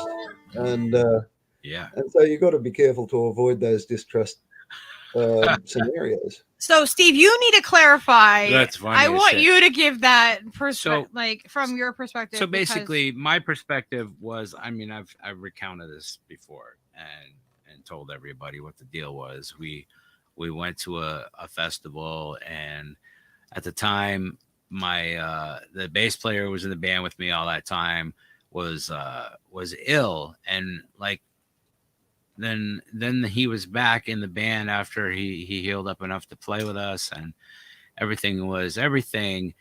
And I tried to explain to him and to the other people. You just completely skipped over a bunch of information that people don't understand, which is you're talking about. I'm trying to. I don't know how to do it without just fucking saying everything. Say it then. Just say it. Well, okay. Well, the deal was we went to a festival, and I went with Lucky, and we went with Leo. She had emailed with the owner. We've played this festival like 16 times, okay? Like twice a year for 8 years. So this is old hat, right? Like this is like a no-brainer. Everything should be It's a local thing. It's a super fun. It was great. All our friends are there. So of course we do it. And we do it like for free every year, basically. Yeah. It usually costs us money to do it, but we do it. And this person is making all the money. Anyway, that's a whole different thing. Lots of money. We get there, and there's an altercation with like a really, really gung-ho security guy who was like running the security. Super confrontational, runs up to me. I had already, okay, so let me give a little bit of context to this. So we go to we were at an event like a week beforehand at the festival owner's family. Like it was actually like sister. It was his sister. It was his niece's birthday party, I believe, right? Wasn't it her birthday party? Or was it his niece? Yeah. Okay. Yeah. So we were at this, we were at his family's event. I had already like emailed him ahead of time and said, hey, I'm coming with, the band. and Steve, and he knew exactly who I was talking about, and that wasn't an issue. And I'm bringing my service dog, my little Leo.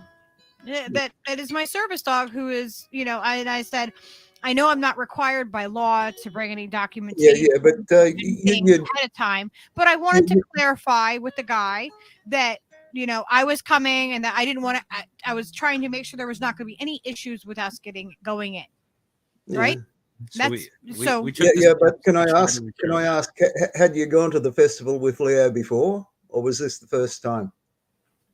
No, I tried to go there a previous year, and they would not let me in with my service dog. Same guy. Oh, right, okay. So Same security guy, not the owner, but the security guy. To understand completely, the security guy took it upon himself to make this all happen, because there were other people with other service dogs. Well, hang on. Let me. And so I just want people to understand that it wasn't like an unusual thing that we were trying to do. No. It wasn't unusual at all. And that's why I contacted the owner ahead of time to let him know that we were coming and to make sure that there would not be any conflict with his security at the gate. Because what had happened the year before. Because of, And I was like, I don't want there to be any conflict. I just wanted to, because I was anxious about it. So I was like, all right, I'll email him. And then, I'm coming officially with the band, and you know what I mean? Like I'm on their list, and we were coming together, and we were getting our, we got special passes and stuff like that to go backstage and all of that stuff. So we go there and we get those passes perfectly fine. And they're like, okay, yeah, we'll just call the security guy over so that they can give you this special band. They have to give you a special one for your service dog. Okay, no problem. The security guy approaches me, gets directly in my face, stands over me, and starts yelling and screaming at me, telling me that he's not a service dog. And I'm trying to answer his questions, and he's yelling over me and doesn't allow me to speak. And I'm like, I emailed Mark, the owner, I emailed him ahead of time. I already clarified, and I'm like, I'm extremely intimidated by this guy. So the security guy is just doing Mr. Dominant Gorilla. Yes. Big time. And then as soon as I piped up and said anything, he's got a pathology, that fella. But anyway. Yeah. So as this all transpires, right, and it's a horrible time. Ultimately, she's having a friggin' anxiety attack and freaking out. Other security guards are like coming over to make sure she's okay after the fact, because he was such a fucking berating piece of crap to her. And the severity of what he was saying and screaming at her, I can't even express it. He was just he was a fucking total fucking ape and freaked out on her for no fucking reason. It was uncalled for. And so he gets on the phone. So he has to call Mark, the owner, the guy that we talked about, and say, what do I do here? This guy is playing in 2 bands today. Do I let him in? You know what I mean? After we sold all these tickets for them, you know what I'm saying? It's just insanity. When one band is going and passing over $14,000 cash, because they won't accept anything else but cash from one band. It's a cash business, if you know what I mean. And there's a lot of bands handing over that amount of cash. It's crazy. Anyhow, as as shady as that is and whatever, the fact is that I brought this to the guys and tried to explain, what had happened. And in the meantime, before I could even talk to my drummer, he's already over talking to the owner, Mark, saying, oh gosh, I hope everything's okay with what happened at the gate. I hope we're apologizing for what happened for us before even speaking to me and understanding, what actually took place and why we're so upset. Nothing. The whole time I stayed with that band for another year, basically, just being I'm not going back to that festival. I'm not playing there twice a year with you guys. You're going to have to find somebody else to play with you. I'll play the other dates that we already have. But outside of that, fuck you guys. I was just done. You know what I mean? Well- None of those guys had my back. They turned their back on us. The one band that I was in, the other band that I was in, that I was only in it for a short time, was they were so put off by what had happened and my reaction and all the things and just the upheaval that was associated with it. They asked me to leave the band. But they didn't even talk to us. But nobody talked to us in person about it. It was all like by text, you know, No, like well, we're gonna well, let you I mean, go. bottom And, line. so Bottom I was very upset with that. You know what I mean? After, you know, spending all those years with those guys and just being kicked to the curb and just not taken seriously about how friggin' gross they were. It was like, if that happened to any one of you guys, I would have fucking punched that guy in the face, dude. Are you fucking kidding me? It was fucked up. He would have had their back, but I would have had their back, but they didn't have mine. And it was very clear to me. And then I just, you know what I mean? You start seeing all the other things that you forgave because you want to play music. And, well, look, it's time for change. I suppose that particular tribe didn't value having each other's back. Yeah. And I mean, it's dysfunctional for sure. The bottom line is that if the tribe doesn't have your back, then don't be in the tribe. You're wasting your time. That's what I reckon. He walked away. He decided that wasn't for him. I didn't push him into that. No. I didn't have to make him make that decision. She's not. I mean, you can't have a lasting. If people prove to you that they don't have your back, there's no association there at all. And you say, oh, gee, well, I was under the illusion that we had a society here. We obviously don't. Believe me, I had that conversation with them as well. Is this a workplace? Is it? I had that conversation as well. Like, you know, if this had happened to any one of you guys, I would have taken it seriously and had your back.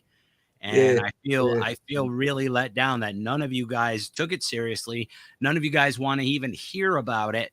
It's like you just turned off, just blinders went up. Like, oh no, you're not going to fuck up our fucking gig. It was like, let's not ripple the waters. You know what I mean? Like it was. So your guy was trying to curry favor with the festival owner, huh? Right. Trying to jump in and steal the prestige. Yeah. Anyway. Yeah. Look. They literally played that festival for free. For free. It cost for money. 8 years. It cost them money. And we sold so many tickets to like, imagine $8,000 to $10,000, $12,000 every time we play. So imagine that's one band handing over that much cash. And then also saying, "Oh no, we're gonna throw our lead singer, guitar player, under the bus and kiss this guy's ass on top of it." Yeah, look, that can't function, can it? I mean, what can you do? I mean, you just got to. Steve made his own choice. It wasn't my choice. I told him I would support him no matter what he wanted to do. But it was an awful thing to go through when I was the one who was being targeted and harassed and segregated and yelled at for doing nothing wrong. So what if I had, instead of a service animal, what if I had a wheelchair or crutches or something else, some other medical device? Just because mine's living, it doesn't make it less valid. Well, two things there. Is number one, that your community or tribe or whatever was not functional to begin with, because you didn't have each other's back. And the other thing too is the patriarchy. It promotes these kind of power trips, and people being a dick and feeling that they have the right to dominate. Like a cop or something like that. And cops, they're in it because they love dominating. I mean, there's something wrong with them. Of course, society accepts that, so they think, well, there's nothing wrong with me. Someone's got to dominate, don't they? Well, do they really have to? It just it came out of nowhere because it was like we felt like, like I had already resolved the conflict ahead of time. By communicating. I tried to communicate ahead of time, and I thought that communication was enough. where it wasn't going to be an issue. I'm so it super was grateful that I now have the knowledge that I do, because it caused the chain reaction of me coming out of a fucking decades long fucking fog of fucking addiction and fucking just blanking everything out to being enlightened to all sorts of things and realizing the fact that, hey, I can fucking teach myself to play any fucking thing I want, you know, and I can do it. So I'm going to do it, and I'm doing it, you know, and I feel confident. And it's working. As far as I can tell, it's working. Yeah. I mean, I'm just, you know, slowly but surely, I'm like pushing up that rock up the hill to of having better technique and finesse and sense of fucking, you know, trying to be a third hunter on the fucking fretboard when I'm playing leads and fucking, you know what I mean? It's all new to me. So it's like, okay, I can figure this out. Well, clearly you are.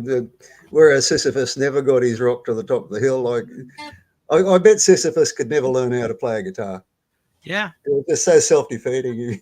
He never actually got there. It just seems like a happier tale. It always goes to being like the other person's fault. Like they have blamed me for that behavior. And it's unreal to me that, you know, that I get the blame. You get the blame. How dare Steven become more clear-headed and a better musician? Ah, God, that's awful. How could you? The young guitarists of today, God, I don't know. There's no help for them. Anyway, so that was pretty much all I wanted to get on with, because I mean, that situation, that's hardly tribal, because you're talking about dysfunctional tribes and pathology. It's fully which is, unfortunately, you know, if people really were allowed or aware enough to foster their tribes, then they wouldn't run into this kind of thing in the first place. And the example that I come up with is some church congregations are really, really functional tribes. You know, they can be dogmatic and xenophobic and all of stuff, but internally they operate really well, having each other's backs all the time. Not every congregation. Some congregations are downright wicked, but some, if they're doing it right, they're cohesive tribes. They're very big. You know, it'd be like 10 to 30 families, and they do operate pro bono, you know, goods and services for each other all the time. So they don't often pay unless it's important that somebody gets reimbursed. They don't use money a lot. So anyway, look, those are the basic principles, and you can take them. You know, like it's all very abstract and simplified, but you can take those principles and apply them to be aware of what your tribal ebbs and flows, you know, currents and dynamics are happening around you. It just gives you some ideas and some labels and some principles to be able to step back and say, oh, what's the tribal dynamic here? Right. And that makes sense. And just as an aside, Steve, when I was playing rock and roll, I got this rule that I never did pay to play. Never paid to play. Well, you're a purist. If I would say that I wouldn't stand up. But I mean, I was a little capitalist back then. And yeah. I got the idea off my father, who studied. Well, he was a jazz drummer, and you know, back in the days of Frank Sinatra and that. And Sure. he studied the career of Frank Sinatra. Now, Frank Sinatra never stood on a stage for less than big money. He never played small money. He walked right into the top and kept himself there because he thought that I'm worth this. He was a good singer. Hell yeah. But he didn't compromise on the pay. If the pay wasn't there, he just wouldn't stand up. That's and pretty. So he very quickly got the respect.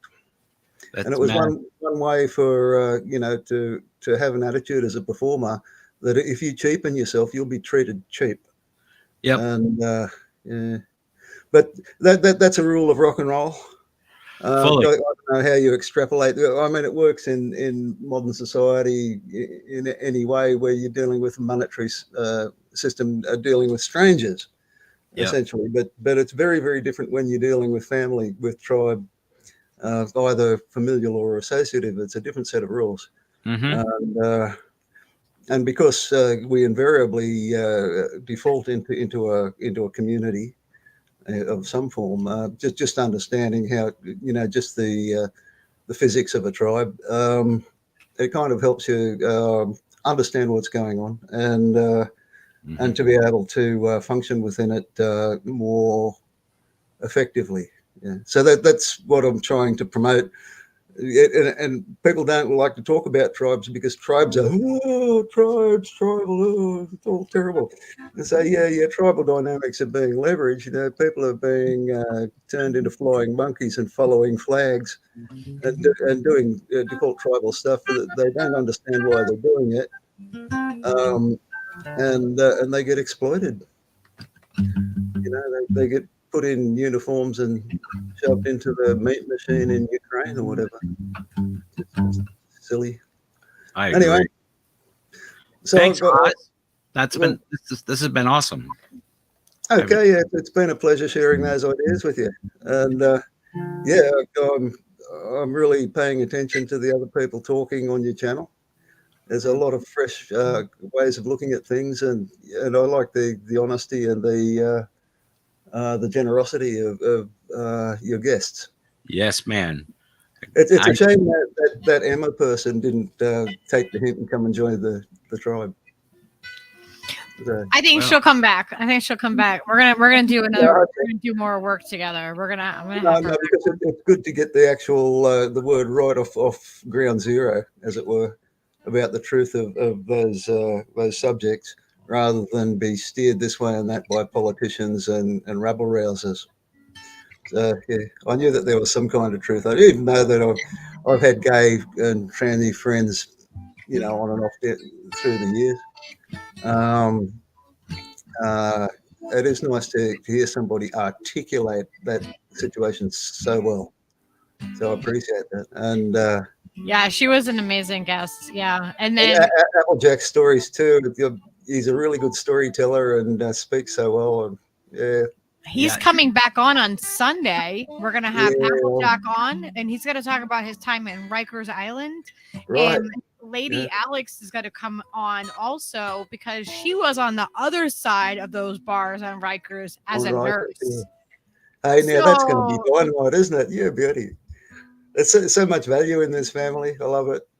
I love the diversity. It's amazing. It's like any topic. I can bring up any topic and somebody has some kind of experience or knowledge in that topic, and it's just really amazing. And I love showcasing the different perspectives that, even though we might not always agree on everything, it's really awesome to see everyone's different perspective and their life experience and what they have knowledge on. I feel like that's just so important. I don't I like having it open where if somebody's like, hey, I want to come and talk to everybody about this, and I can help make that happen, and I love being able to do that. Yeah. I once I was collaborating with this guy in Texas who he worked for Monsanto as his day job as a programmer. What? And we were trying to create a social media platform, and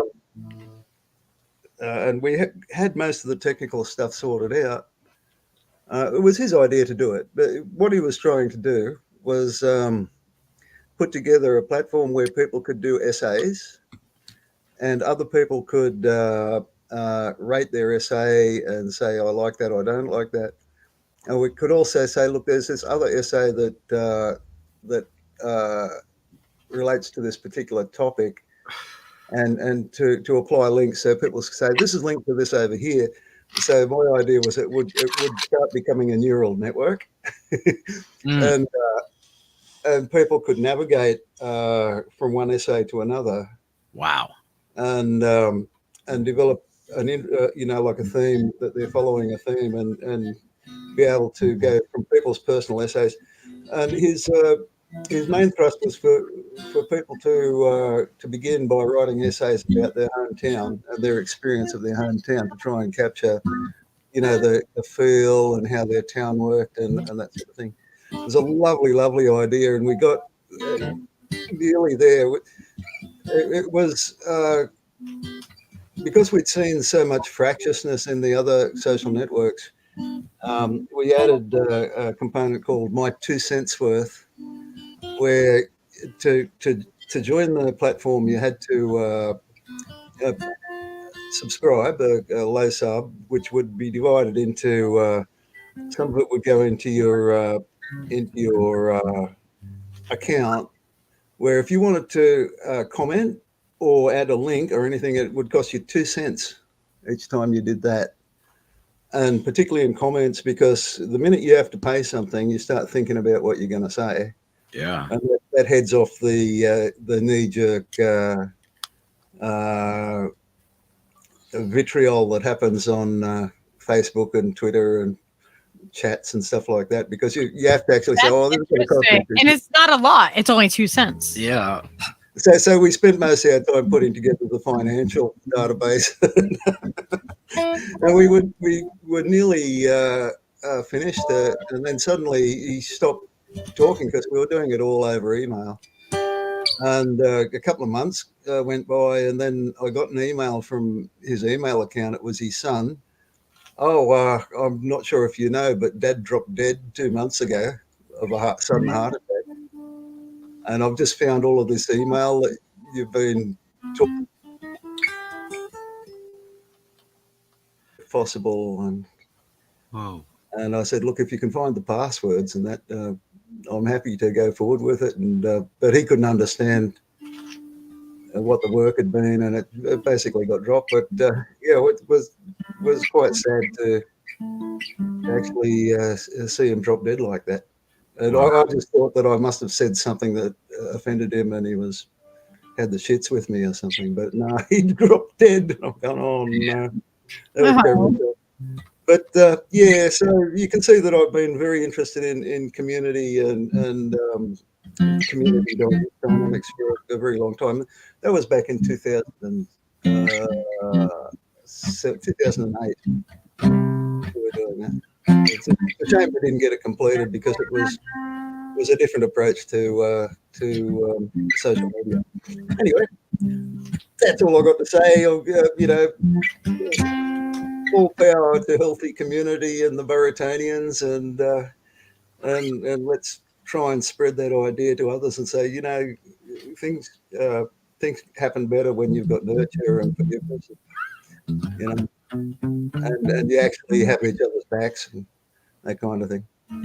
So, and don't let your tribe get too big. It'll split. And if it's going to get big, organise how you're going to split it before it happens, because it could get ugly if it's not managed. And okay, I don't know how you do it, but there's better brains than me out there, that's for sure. I just hope it helps. Well, thanks for sharing your brain with us this evening, sir. Yeah, this afternoon for you, as it were. Yes. Or tomorrow afternoon. My brain hurts. Okay, thanks, guys. Well, thank you. Thank you for coming on. That was great. Okay, love you all. We love you. That was a really great conversation. Oz reached out and said that, hey, when can we talk about some tribal dynamics? And I thought, let's do it. I love having Oz on as a guest. It's he's very insightful. It was a good conversation, really good conversation. Are you itching to play some music, Steve? I am.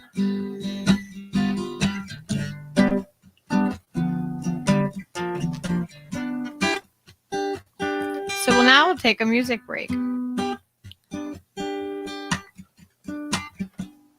You should crack that third fader just a smidgen, like on 2.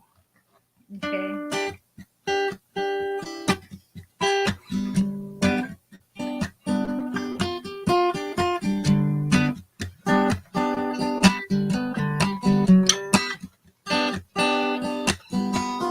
Let's swim to the moon. Let's climb through the tide. Penetrate that city sleep. The city sleeps to hide. Let's swim out tonight, love. It's our turn to try. Park beside the ocean on our moonlight drive. Let's swim to the moon now. Let's climb through the stars. Penetrate inside the ocean. Sunshine Mars.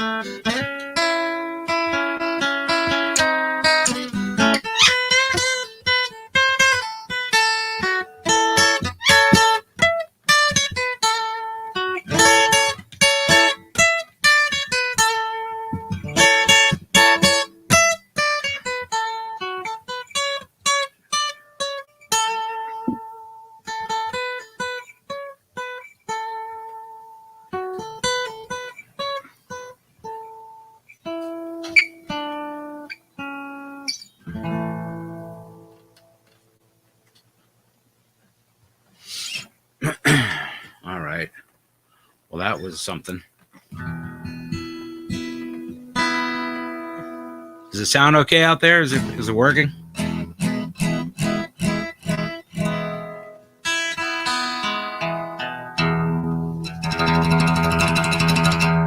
Hell yeah.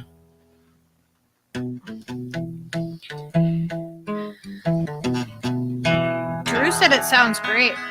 All right. Little said it sounds good. All right. Do you guys like this picture that Steve has in the background? I like it. There, let me take myself off for a second so you guys Very- can see the it's whole very thing. vibey.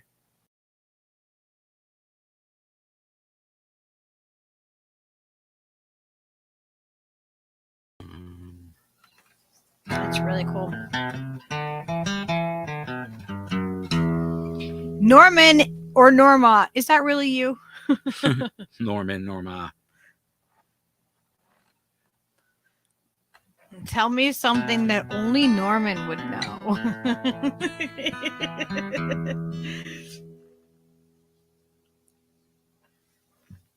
Like, what did Norman say about me the other day in the chat?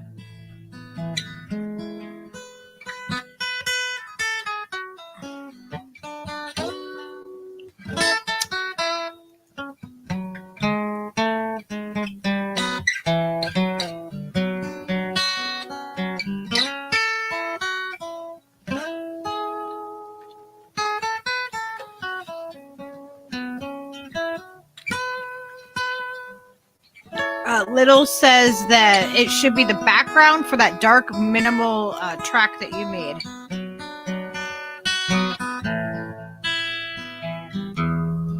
Yeah, if I can do effects on it so it's like moving, that would be great.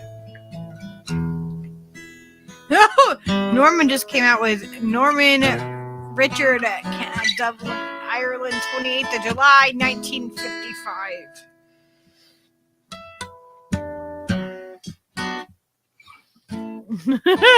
That's a whole lot of information.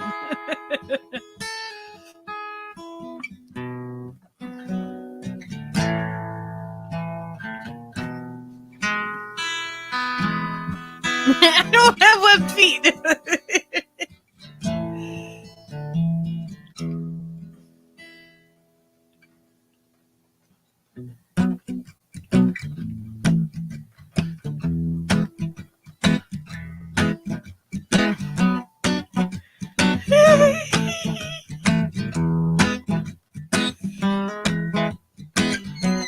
World was on fire, no one could save me but you. It's strange what desire will make foolish people do. But I never dreamed I'd meet somebody like you. And I never dreamed I'd love somebody like you.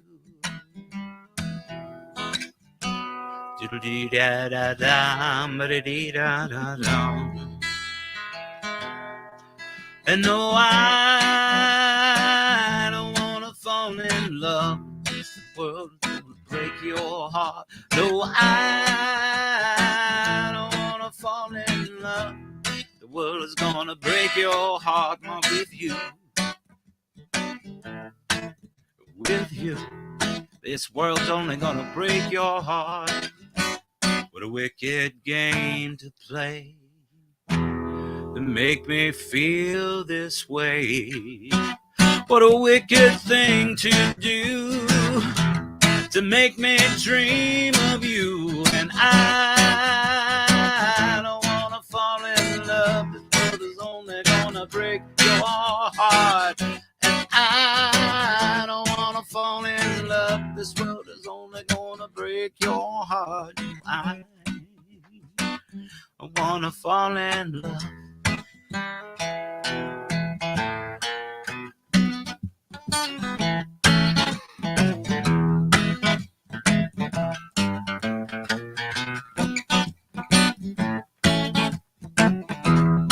Say hi. I told Althea I was feeling lost, lacking in some direction. Althea told me upon scrutiny that my back might just need protection. I told Althea that treachery was tearing me limb from limb. After you told me just to cool down, boy, settle back now, easy jam.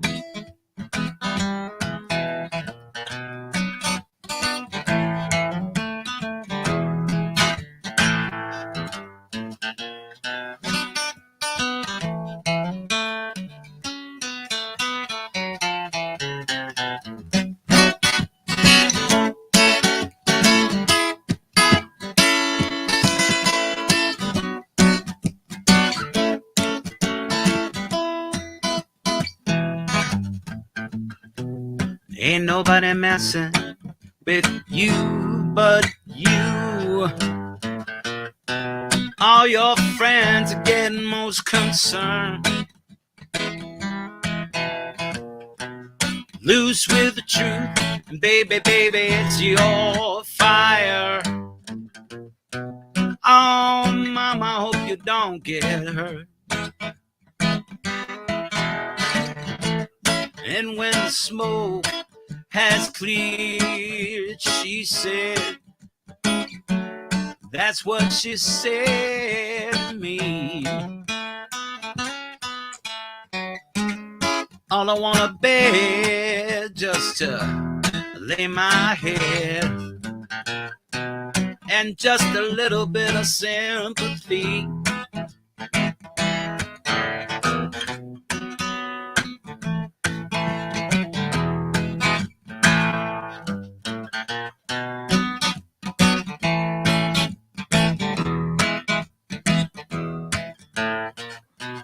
You may be sad today's child all grown, moving with just a pinch of grace. You may be a clown in the burying ground, or just another pretty face. You may be the fate of Ophelia, she's just sleeping at the chance to dream. Honest to the point of recklessness, self-centered to the extreme.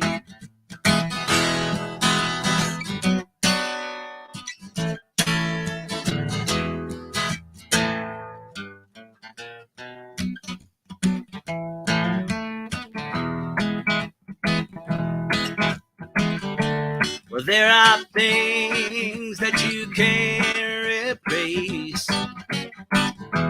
yes, and others you cannot. Time has come to weigh those things. You know the space is getting hot. Oh, now you know this space is getting hot. Hey, all right now.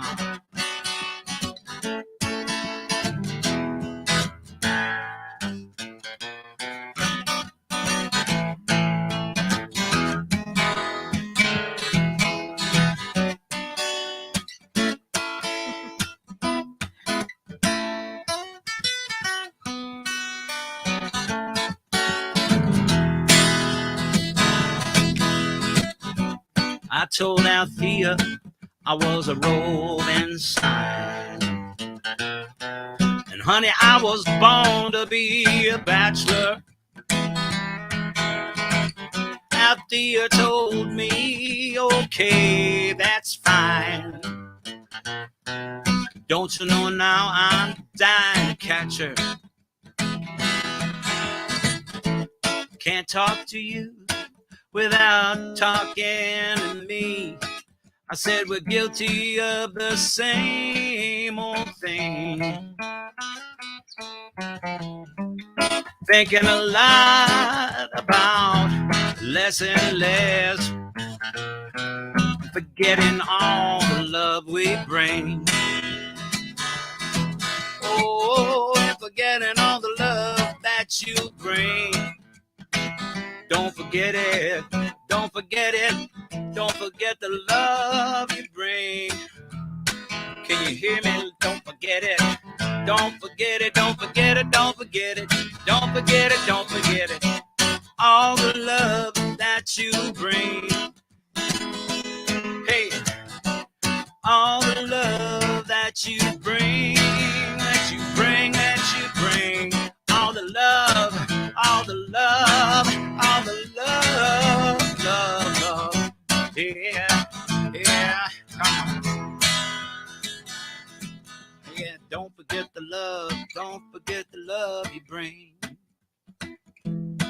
I said, don't forget the love you bring. Don't forget the love, don't forget the love you bring. Don't forget the love, man, don't forget the love you bring.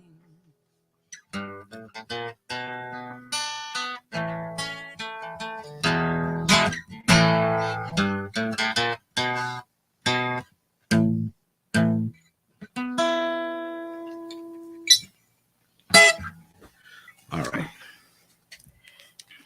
Oh my gosh, Peaches is still molting. And so he wants me to like get all the feathers. But okay. Sometimes they're not ready. Don't touch this, don't touch the sticky ones. The ones John, you gotta know what I'm talking about, right? This Sunshine did the same thing. But he doesn't want me to get if they're brand new in and they haven't like come in far enough yet. He does not want me to touch those ones. They have to be like a certain level of like ready. Oh, molting is so awful.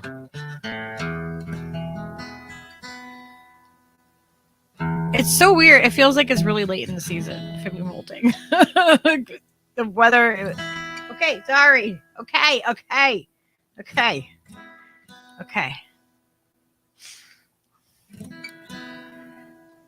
Buck, buck. That was Gamer's Taco. Buck, buck. Oh, there was a comment. Look at Little said. What did Little said? Is it showing up yet? I can't believe Steve did Chris Isaac. Lucky Burrito, tell him we're not worthy. We're not worthy. Ha. You know what inspired me is I saw Jables and fucking Kyle Gass crush it on a video on YouTube.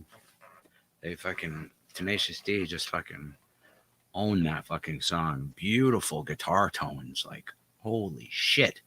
That's what a $5,000 Gibson sounds like. All right, now I understand. I said, like Kyle's guitar sounds incredible. What did I say? a molten, My cat is a lizard. a molten cockatoo. Oh my god, the air is lava. Do you feel better now that you've gotten all your molds all over me? I look like I have dandruff. Look at this. It looks like I have dandruff.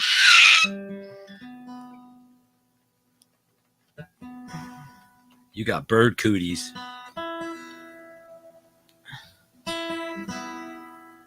Lucky got bird cooties.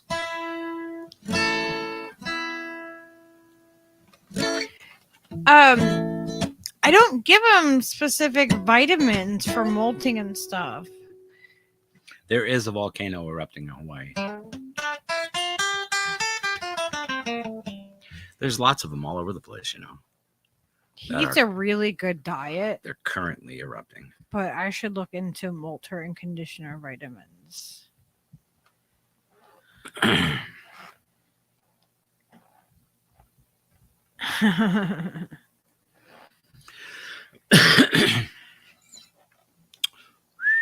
Gamer said, I love Steve's alter ego. I think that's supposed to be ego. Hey. It says EHO. I don't know. Yeah, and he said alter ego, I meant. Yes. See, I knew what you meant, though. Like, you can read Taiwanese. I can, because, you know, being dyslexic, sometimes those things that, when they're like, oh, yeah, you can still read this, even though the words are all jumbled up. Yeah, imagine if that's how like words always look to you. Like, so trying to do the word jumbler things weren't always easy for me though. You would think it would have been I would be like really good at it. Not always. Because I'm always trying to figure out the words, the letters. With dyslexia.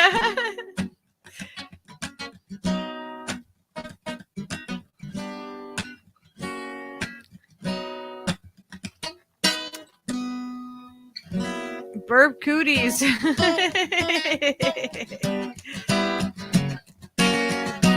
you gonna fix my hair? You gonna style my feathers?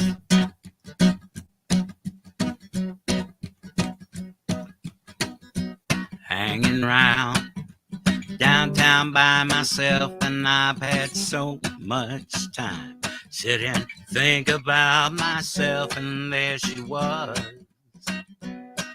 Like a double cherry pie, there she was. Like a disco superfly. I smell sex and candy hair. Who's that hanging round my chair? Who's that staring in my devious stares in my direction? Mama, this surely is a dream. Yeah.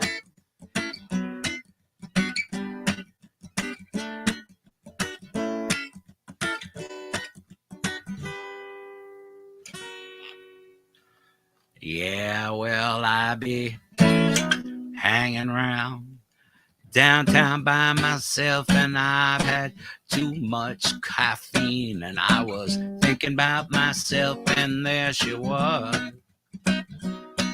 In platform double suede, there she was. Ow, like a disco lemonade. I smell sex and candy.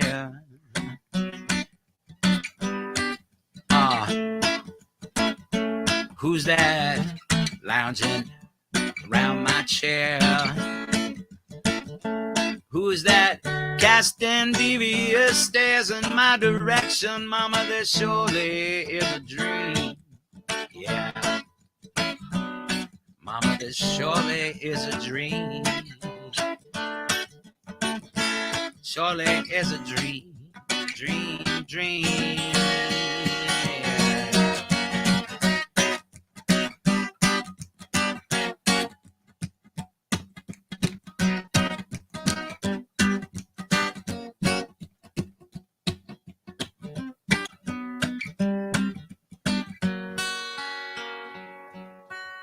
I smell sex and candy hair.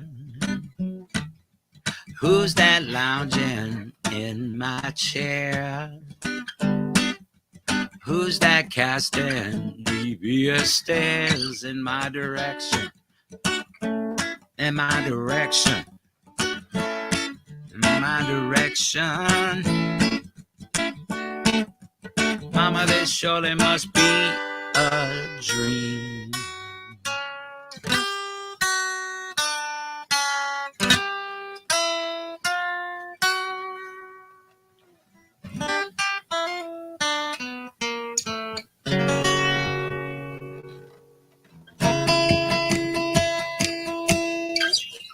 Yep, they used to play this song on the radio back in when there was a radio. Remember that? Way back in the days when there was a radio that you listened to. Yeah. You could turn it on and hear music and stuff. Yeah. Peaches, Wow. do you remember the radio? Back then. Peaches is gonna be 19, guys. Yeah. Are we gonna have to have a Peaches birthday party? Oh, we are. We're gonna have a party for you? Peaches, you little party animal.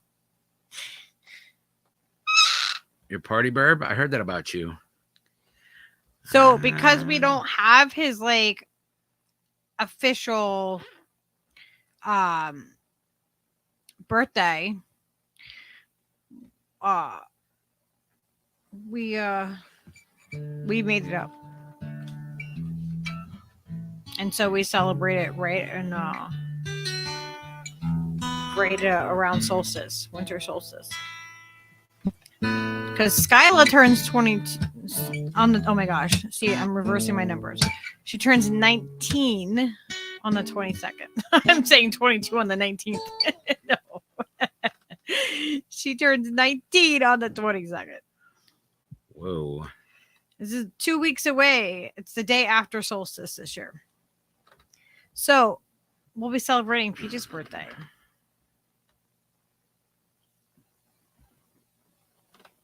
Okay. Yeah. All right.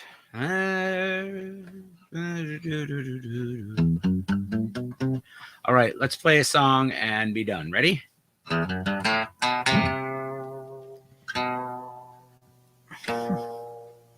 Be better.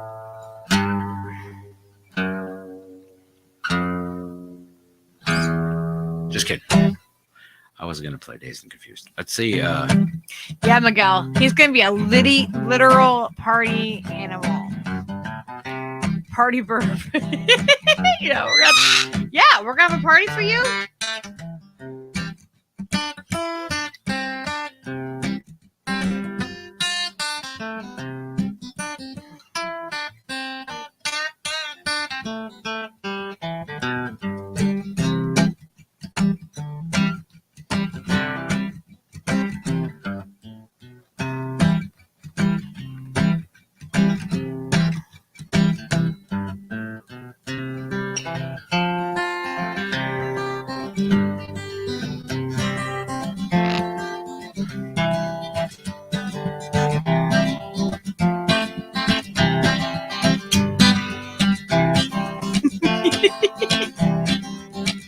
Well, there's a sound like a rolling thunder.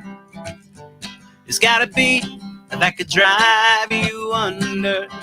It circles around you like the sun's reflections. Spirals of sound rolling out in all directions. Yippee-yi-yay, can you hear the cattle call? Yippee-yi-oh, and the voices rise and fall. Yippee-yi-yay, and they call the doggies home. Peaches, yippee-yi-yay, it's the music of the cockatoo soul.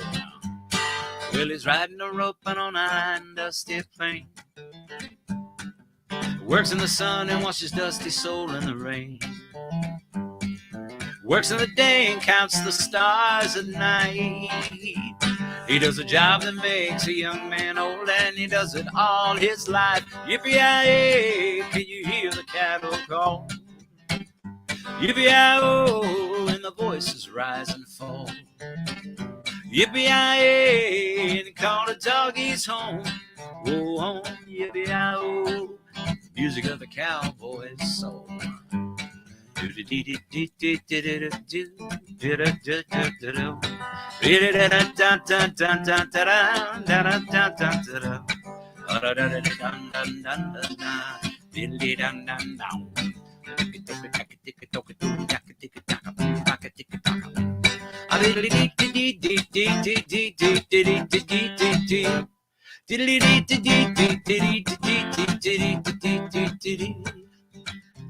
I should explain, in the middle of the song right here where there should be a bridge or some kind of, musical device, there's just this ever repeating chord pattern.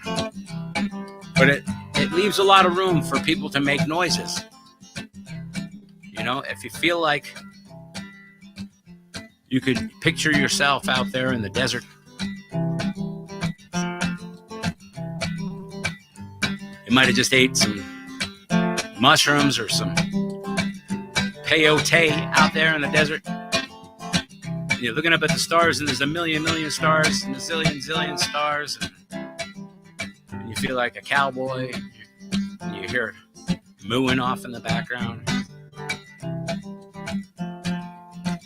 That was your cue. Come on, Peaches. You hear a vague cockatoo somewhere off in the distance. You're like, that doesn't sound like a cow at all.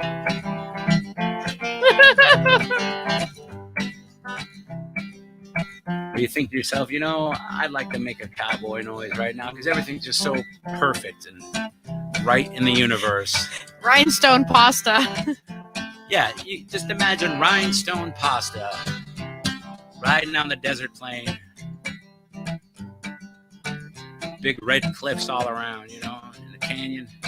And pasta's just singing, making noises.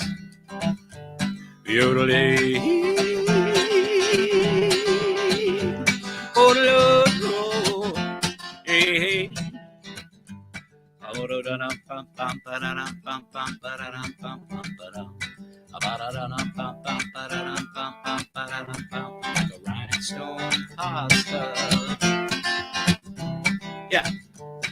So I like to urge everybody right here to make a cowboy noise. You could pretend you're a coyote for a second. I think that's a thing. Wasn't that a thing? That was a thing at one time, right? There was a couple kinds of coyotes. Now they just walk around in the city. They don't give a fuck. So everybody can, you know, sing along, or whatever.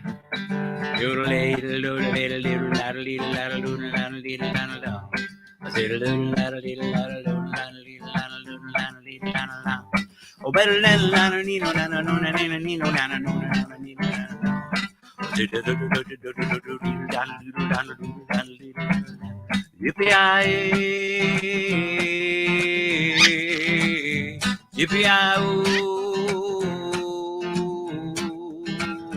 yippee-yi-yi, yippee-yi-oo. That's perfect, Peaches. Apple? Apple.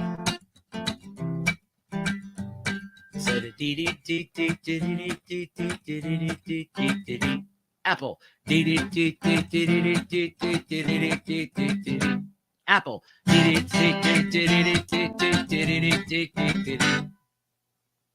No?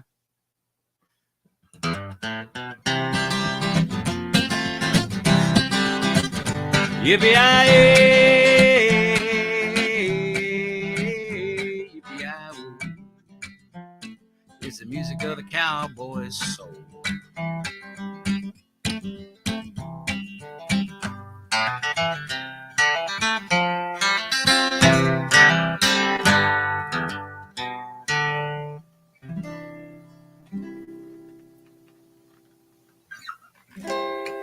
All right, thanks to everybody. Oh my gosh. So Lala, who is also Space Kitty, in case you were wondering. Space Kitty. Space You guys Kitty. have birthdays like together. Hers is the 7th The 7th. of January. That's like the same week. That's 4 days later. Accident? I think not. I think it's a birthday bash in the making. That could very well be a birthday party. Maybe we can get the comet to crash into Earth at the same exact moment, same time.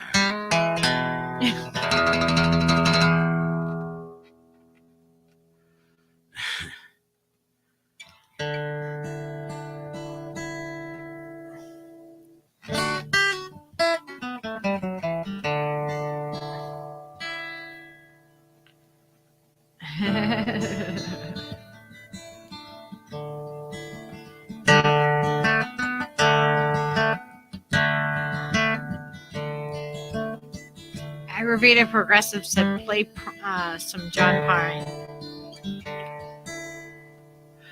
When I was a child, my family would travel down to western Kentucky where my parents were born.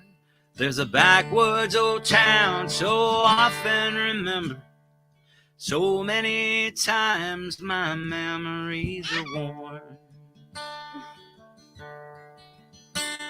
And Daddy, won't you take me back to Muhlenberg County, down by the Green River, where paradise waits.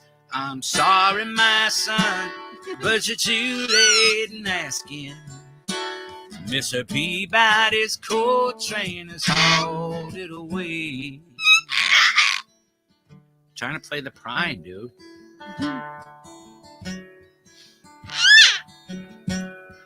Sometimes we travel right down the Green River to the abandoned old prison down by Adria Hill, where the air smelled like snakes that we'd shoot with our pistols, but empty pop bottles was all we would kill.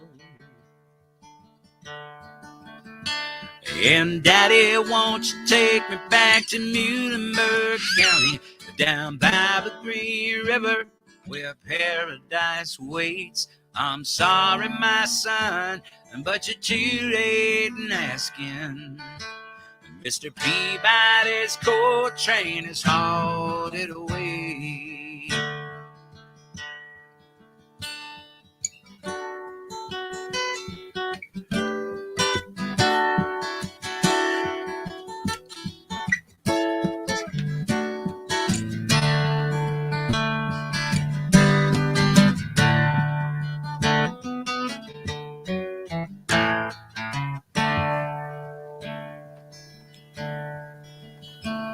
Then the coal company came with the world's largest shovel, and they tortured the timber, and they stripped all the land. Well, they dug for their coal till the land was forsaken, and they wrote it all down as the progress of man. And Daddy, won't you take me back to Muhlenberg County, down by the Green River, where paradise waits? I'm sorry, my son, but you're too late in asking. Mr. Peabody's coal train has hauled it away.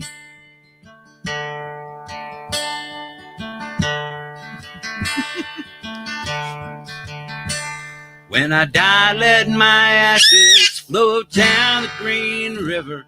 Let my soul roll on up to the Rochester Dam, and I'll be halfway to heaven with paradise waiting, 5 miles away from wherever I am.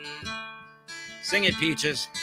And Daddy, won't you take me back to Muhlenberg County, down by the Green River, where paradise waits? I'm sorry, my son, but you're too late in asking. Mr. Peabody's coal train has hauled it away.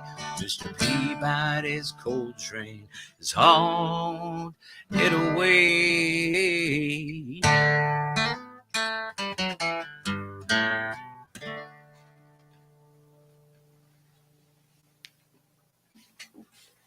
All right. The very tiniest feather. Little feathers. All right. We done? We're done. Let's be done. Thanks, everybody. Thank you very, very much. Happy last full moon of 2022. Happy moons. Many moons. I hope you have many happy moons. Right? Yes, that's right. That came out fine. Happy many moons, everyone. Hope you see a moon bow on your way. And we love you. Thank you very, very much. Thank you, all our Patreon people. Thank you hugely, fucking gigundous, huge thank yous to people that are fucking insanely generous. We love you. Thank you very much, all of you, for tuning in. Tune in on what's today? I forget. Today's Thursday. Today's Thursday, so probably Saturday, I reckon. The open mic, and then Sunday. We got Drew's show and Lucky's show back to back, like a tic tac. Well, it's not just my show. Whack. It's your, our show. Well, whatever. The show. Yeah. I like to claim no ownership. I like to just be the disembodied voice that nobody's really sure. What did that fucking guy just say?